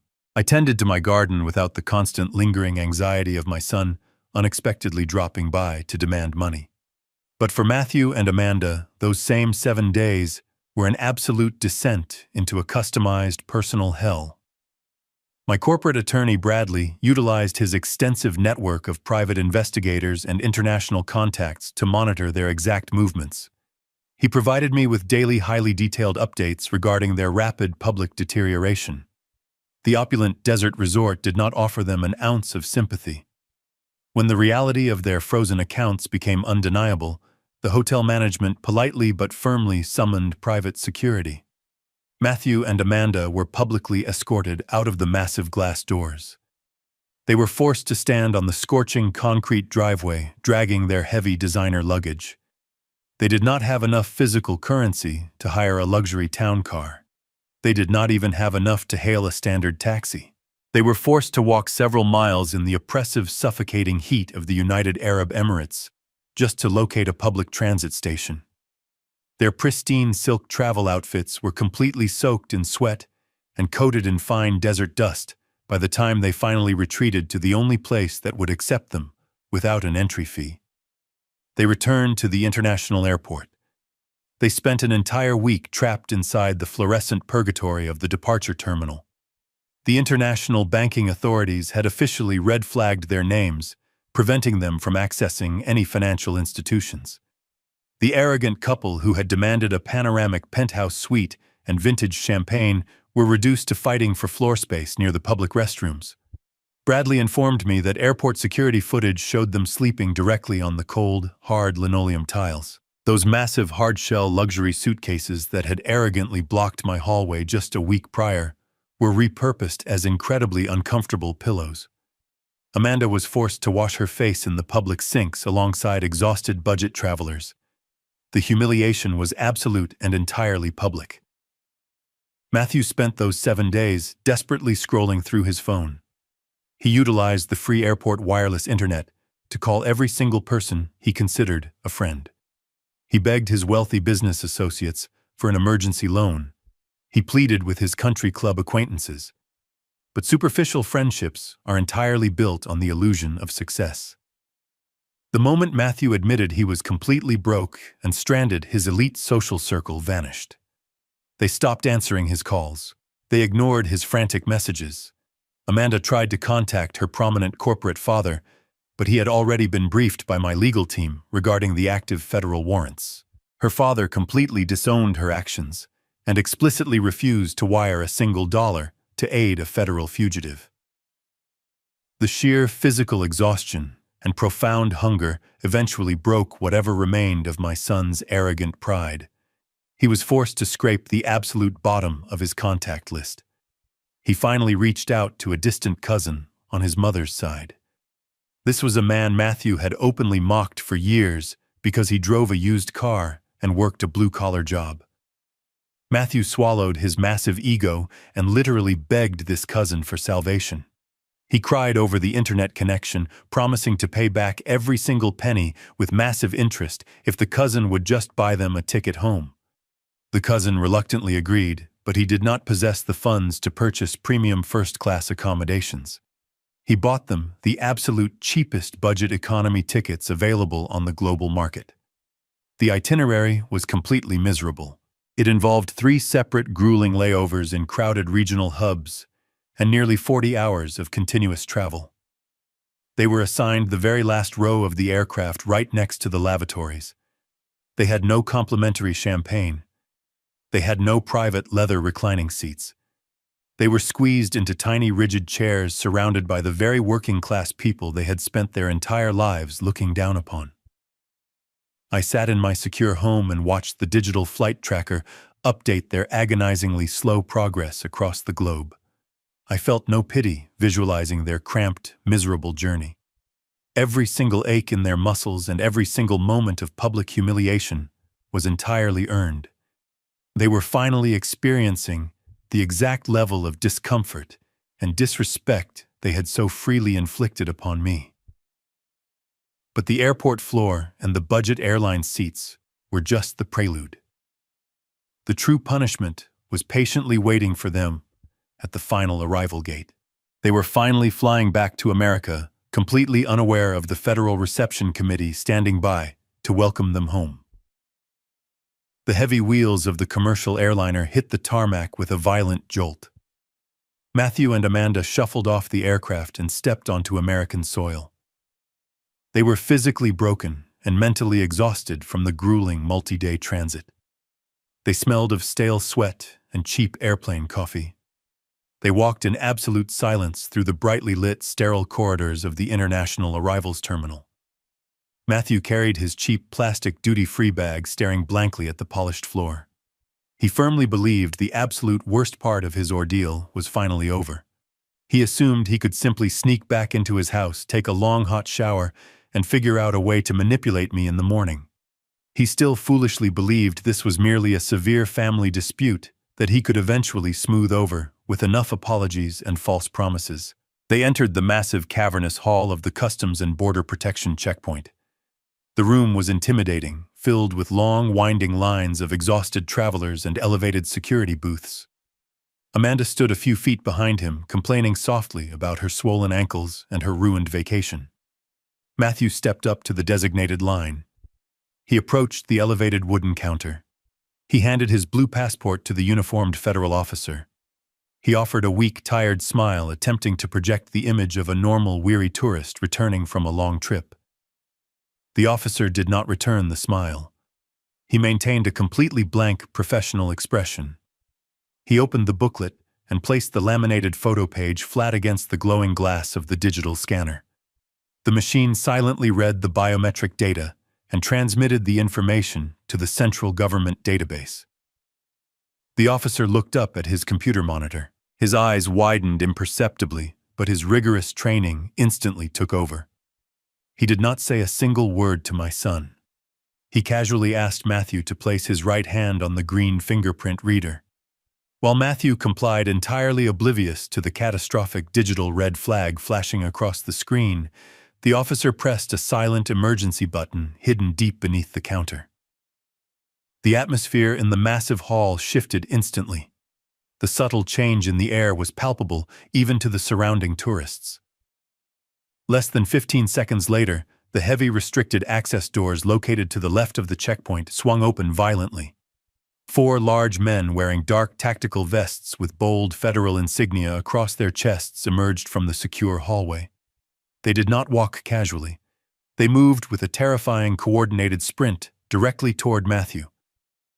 The heavy thud of their tactical boots echoing against the hard floors cut through the dull murmur of the tired crowd. Before Matthew could even turn his head to locate the source of the aggressive noise, a massive hand gripped the collar of his ruined designer jacket.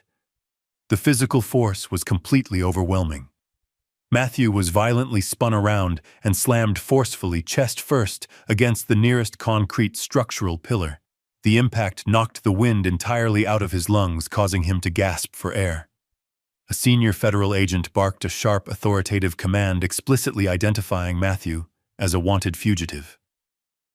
The agent listed the specific active warrants for first-degree grand theft auto and international wire fraud. Matthew tried to stammer a pathetic denial, but his voice was completely drowned out by the harsh metallic click of heavy steel handcuffs being forcefully ratcheted tightly around his wrists. The cold metal bit deeply into his skin, permanently severing his freedom. Amanda witnessed the entire violent spectacle from the edge of the baggage carousel. She dropped her remaining personal belongings onto the floor. Her initial confusion instantly morphed into sheer unadulterated terror. She opened her mouth and unleashed a piercing, hysterical scream. She screamed her husband's name and tried to run toward the security checkpoint. Two heavily armed airport police officers immediately stepped firmly into her path, physically blocking her advance. They raised their hands and issued a stern warning for her to stay exactly where she was. She was completely powerless. She stood trembling violently as she watched the federal agents drag Matthew away. His legs buckled beneath him, and his feet barely touched the polished floor as they hauled him through the restricted security doors. The heavy doors clicked shut, swallowing him completely into the federal justice system. Amanda was left standing entirely alone in the center of the massive, bustling airport. She possessed absolutely no physical currency. Her credit cards were entirely useless pieces of plastic. The wealthy, arrogant partner she had relied upon to fund her entitled lifestyle was gone. The absolute terrifying reality of her total isolation finally descended upon her. She sank to her knees on the cold floor, surrounded by strangers who offered absolutely no sympathy for her collapse. The county courthouse was a massive, brutalist structure constructed of gray concrete and thick-tinted glass. It was the exact opposite of the opulent desert resort my son had so desperately tried to claim as his rightful domain. I walked through the heavy metal detectors and rode the crowded elevator to the fourth floor, holding my posture perfectly straight. I did not wear a formal suit. I wore a simple, respectful button-down shirt and a pair of dark slacks. I did not need to dress like a millionaire to command the room.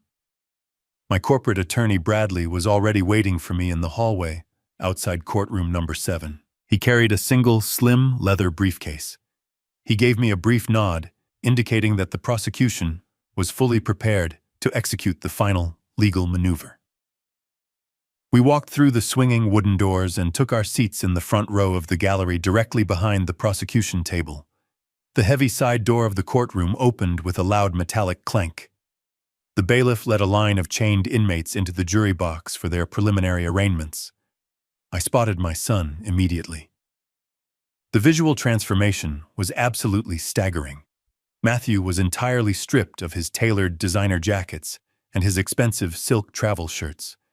He was wearing a faded, oversized orange canvas jumpsuit issued by the county jail. His wrists and ankles were secured by heavy steel chains that rattled loudly with every single step he took. His hair was completely disheveled, and his face was pale and drawn from spending the last 48 hours inside a holding cell. He looked frantically around the gallery until his eyes finally locked onto mine. The sheer panic in his expression was completely undeniable. He practically threw his weight against the wooden railing separating us. He ignored the harsh warning from the bailiff and began to openly sob. He begged me for forgiveness, claiming he was incredibly sorry for the misunderstanding. He pleaded with me to tell the judge to let him go home, promising he would pay me back every single dollar. I sat perfectly still on the hard wooden bench. I did not break eye contact, but I also did not offer him a single ounce of comfort. I looked at the sobbing man in the orange uniform and felt absolutely nothing. The son I had raised died the moment he decided to sell his dead mother's legacy to fund a luxury vacation. The person standing in front of me was just a stranger facing the catastrophic consequences of his own limitless greed. The judge entered this room and struck the gavel, commanding absolute silence. Matthew was forced to sit down. His public defender, a visibly exhausted young lawyer, stood up and immediately attempted to secure a lenient bail arrangement. The defense argued that this was simply a complex family financial dispute that had unfortunately spiraled out of control. The lawyer claimed Matthew had deep ties to the local community and possessed absolutely no prior criminal record. Bradley did not even wait for the district attorney to respond. My lawyer stood up from the prosecution table and approached the center podium holding a thick manila folder. He spoke to the judge with the cold, surgical precision of a seasoned predator. He completely dismantled the pathetic narrative of a simple family misunderstanding. Bradley systematically produced the undeniable physical evidence my wife had so carefully curated. He handed the judge the officially notarized irrevocable trust documents proving that the general power of attorney was a legally void and entirely fraudulent instrument. He then produced the forged vehicle title transfer, displaying my son's signature next to the vintage automotive broker's seal. Finally, Bradley submitted the certified digital banking logs, proving that Matthew had successfully wired nearly $100,000 of stolen funds across state lines. The mountain of federal felonies was entirely insurmountable. The judge adjusted his reading glasses and spent several long minutes reviewing the absolute flawless legal trap my wife had engineered. The atmosphere in the courtroom grew incredibly heavy. The judge looked down from the elevated bench directly at my son. The judge stated that the physical evidence of first-degree grand theft auto and international wire fraud was overwhelmingly conclusive. The public defender desperately tried to interrupt, to bring the conversation back to the topic of bail. The judge silenced the lawyer with a single sharp raise of his hand. He looked directly at the flight itinerary Bradley had included in the prosecution packet. The judge addressed Matthew in a booming, authoritative voice. He stated that a man who steals his grieving father's most prized possession to purchase first-class tickets to the United Arab Emirates is the exact definition of an extreme flight risk. The judge struck the wooden block with his heavy gavel. He explicitly denied bail and ordered Matthew to be remanded directly to the county penitentiary to await his federal trial. The bailiff grabbed my son by the shoulders and forcefully dragged him back through the heavy steel doors. The heavy steel doors slammed shut, echoing with absolute finality across the quiet courtroom. The legal proceedings moved on to the next case, but my personal war was officially concluded. I watched the empty space where my son had just been standing. The profound sense of justice completely washed away the lingering exhaustion in my bones. The trap had worked flawlessly. I pushed open the heavy glass doors of the county courthouse and stepped out into the warm afternoon air. The transition from the sterile, oppressive atmosphere of the legal system to the vibrant, open world felt like taking my first real breath in over a decade. I did not feel the sudden euphoric rush of vindictive joy that I had secretly expected. There was no overwhelming urge to celebrate the destruction of my son. Instead, I felt a profound settling deep within my chest. It was a heavy, quiet peace. For years, I had walked around carrying the invisible, suffocating weight of my son's limitless expectations. I had constantly worried about his financial stability, his marriage, and his future, while completely ignoring my own deteriorating health. Standing on the wide concrete steps of the courthouse, I finally realized that the heavy burden was permanently gone. I had officially resigned from my involuntary position as his safety net. I walked slowly toward my parked sedan. The city moved rapidly around me, but my own internal metronome had finally slowed to a comfortable, steady rhythm. I thought about the man in the orange canvas uniform crying in the jury box. The sadness I felt for him was distant and entirely detached. It was the kind of sadness you feel when reading a tragic news story about a stranger who made a terrible, fatal mistake. I had spent my entire adult life trying to build a secure foundation for my family.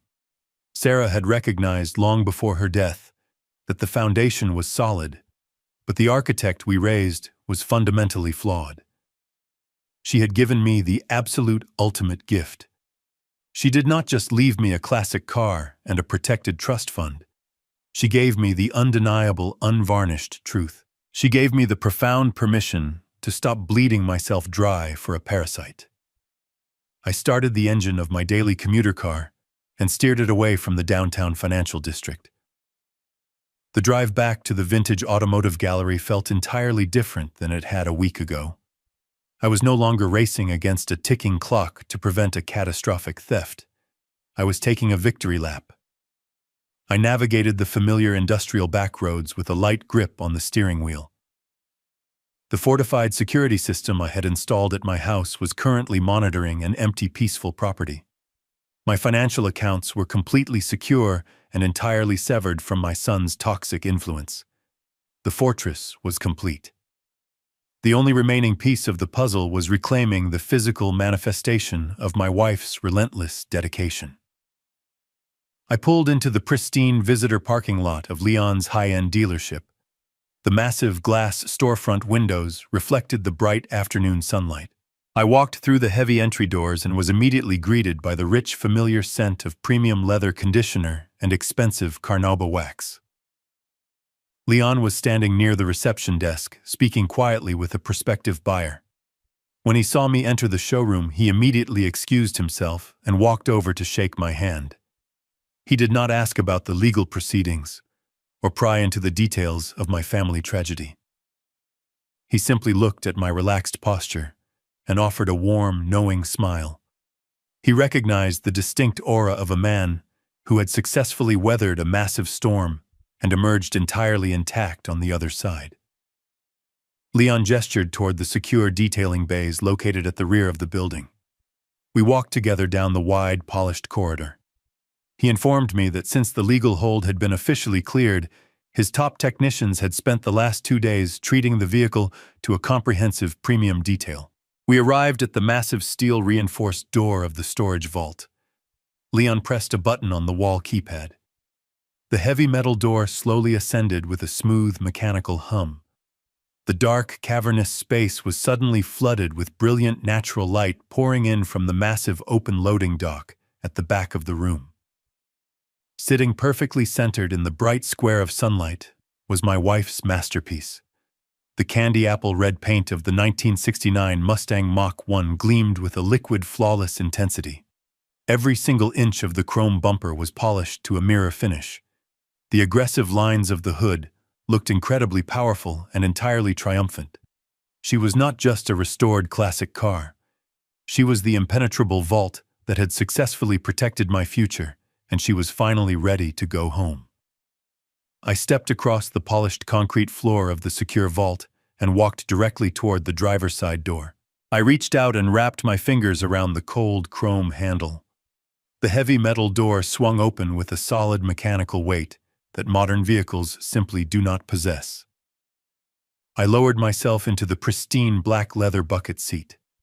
The scent of vintage vinyl and my wife's favorite mechanical grease instantly surrounded me. It did not smell like a tragic memory or a lingering ghost. It smelled exactly like absolute victory. I gripped the thick wooden steering wheel. My hands were perfectly steady. I looked over at the passenger side dashboard, where the hidden compartment had successfully concealed the heavy fireproof envelope just a week ago. Sarah had built a flawless trap, and I had executed the detonation sequence without a single moment of weakness. I reached into my pocket and pulled out the original set of heavy silver keys. I slid the primary key into the ignition cylinder. I took one final deep breath. I turned my wrist and engaged the starter. The massive 8-cylinder engine roared to life with a violent, beautiful explosion of sound. The deep mechanical thunder echoed loudly against the concrete walls of the storage vault, completely shattering the quiet atmosphere of the dealership. It was the exact sound of a caged beast finally breaking completely free from its chains. The heavy vibration traveled up the steering column and resonated deep within my chest. For the first time in nearly a decade, I felt entirely powerful. I was no longer the quiet, invisible old man sitting in a suburban kitchen, waiting to be discarded by his own flesh and blood. I shifted the heavy manual transmission into gear. I steered the classic candy apple red muscle car out of the industrial warehouse and pulled directly onto the sunlit avenue. I rolled the windows down, letting the warm afternoon wind rush through the cabin. I bypassed the crowded city center and navigated toward the massive interstate highway heading out toward the open coastline. As I pressed my foot against the accelerator, the heavy machine surged forward with terrifying, effortless speed. I watched the towering glass skyscrapers of the financial district shrink away in my rearview mirror. Inside one of those towering buildings, my corporate legal team was actively incinerating whatever remained of my son's fraudulent financial empire. Inside a cold concrete cell on the other side of the county, my only child was wearing a standard-issue canvas uniform, shivering and waiting to face a federal judge. I did not look back. The open highway stretched out endlessly in front of me under a clear blue sky. Driving this magnificent machine, I finally understood the absolute necessity of the silent adjustment. Society constantly tells parents that they must endure any level of disrespect for the sake of maintaining a family. We are conditioned to forgive every theft, every insult, and every profound betrayal, because blood is supposed to be unconditionally sacred. But my wife knew the absolute truth, and now I know it too. When blood turns into a relentless parasite, you must completely sever the connection to survive. Matthew and his entitled wife believed they could strip my home bare and use my profound grief to fund a lavish international vacation. They thought their sheer arrogance was an impenetrable shield. Instead, their limitless greed became the exact weapon I used to completely destroy their freedom. They will spend the next several years locked inside federal penitentiaries, entirely stripped of their stolen wealth and their unearned social status.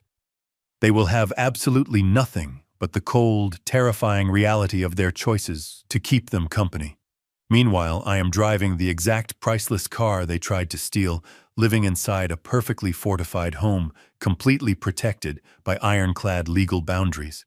I took back my entire life not by screaming or throwing a useless emotional tantrum, but by quietly using the law to crush them into absolute dust. My dignity is permanently restored, and my peace is finally absolute. I am Daniel, and this is my story of survival. If my journey resonated with you and you firmly believe that toxic family members deserve to face absolute uncompromising justice, please hit the like button and subscribe to the channel. Share this video with anyone who desperately needs the courage to stand up to an ungrateful child. Thank you so much for listening, and please always remember that your personal peace is a fortress worth protecting at absolutely any cost.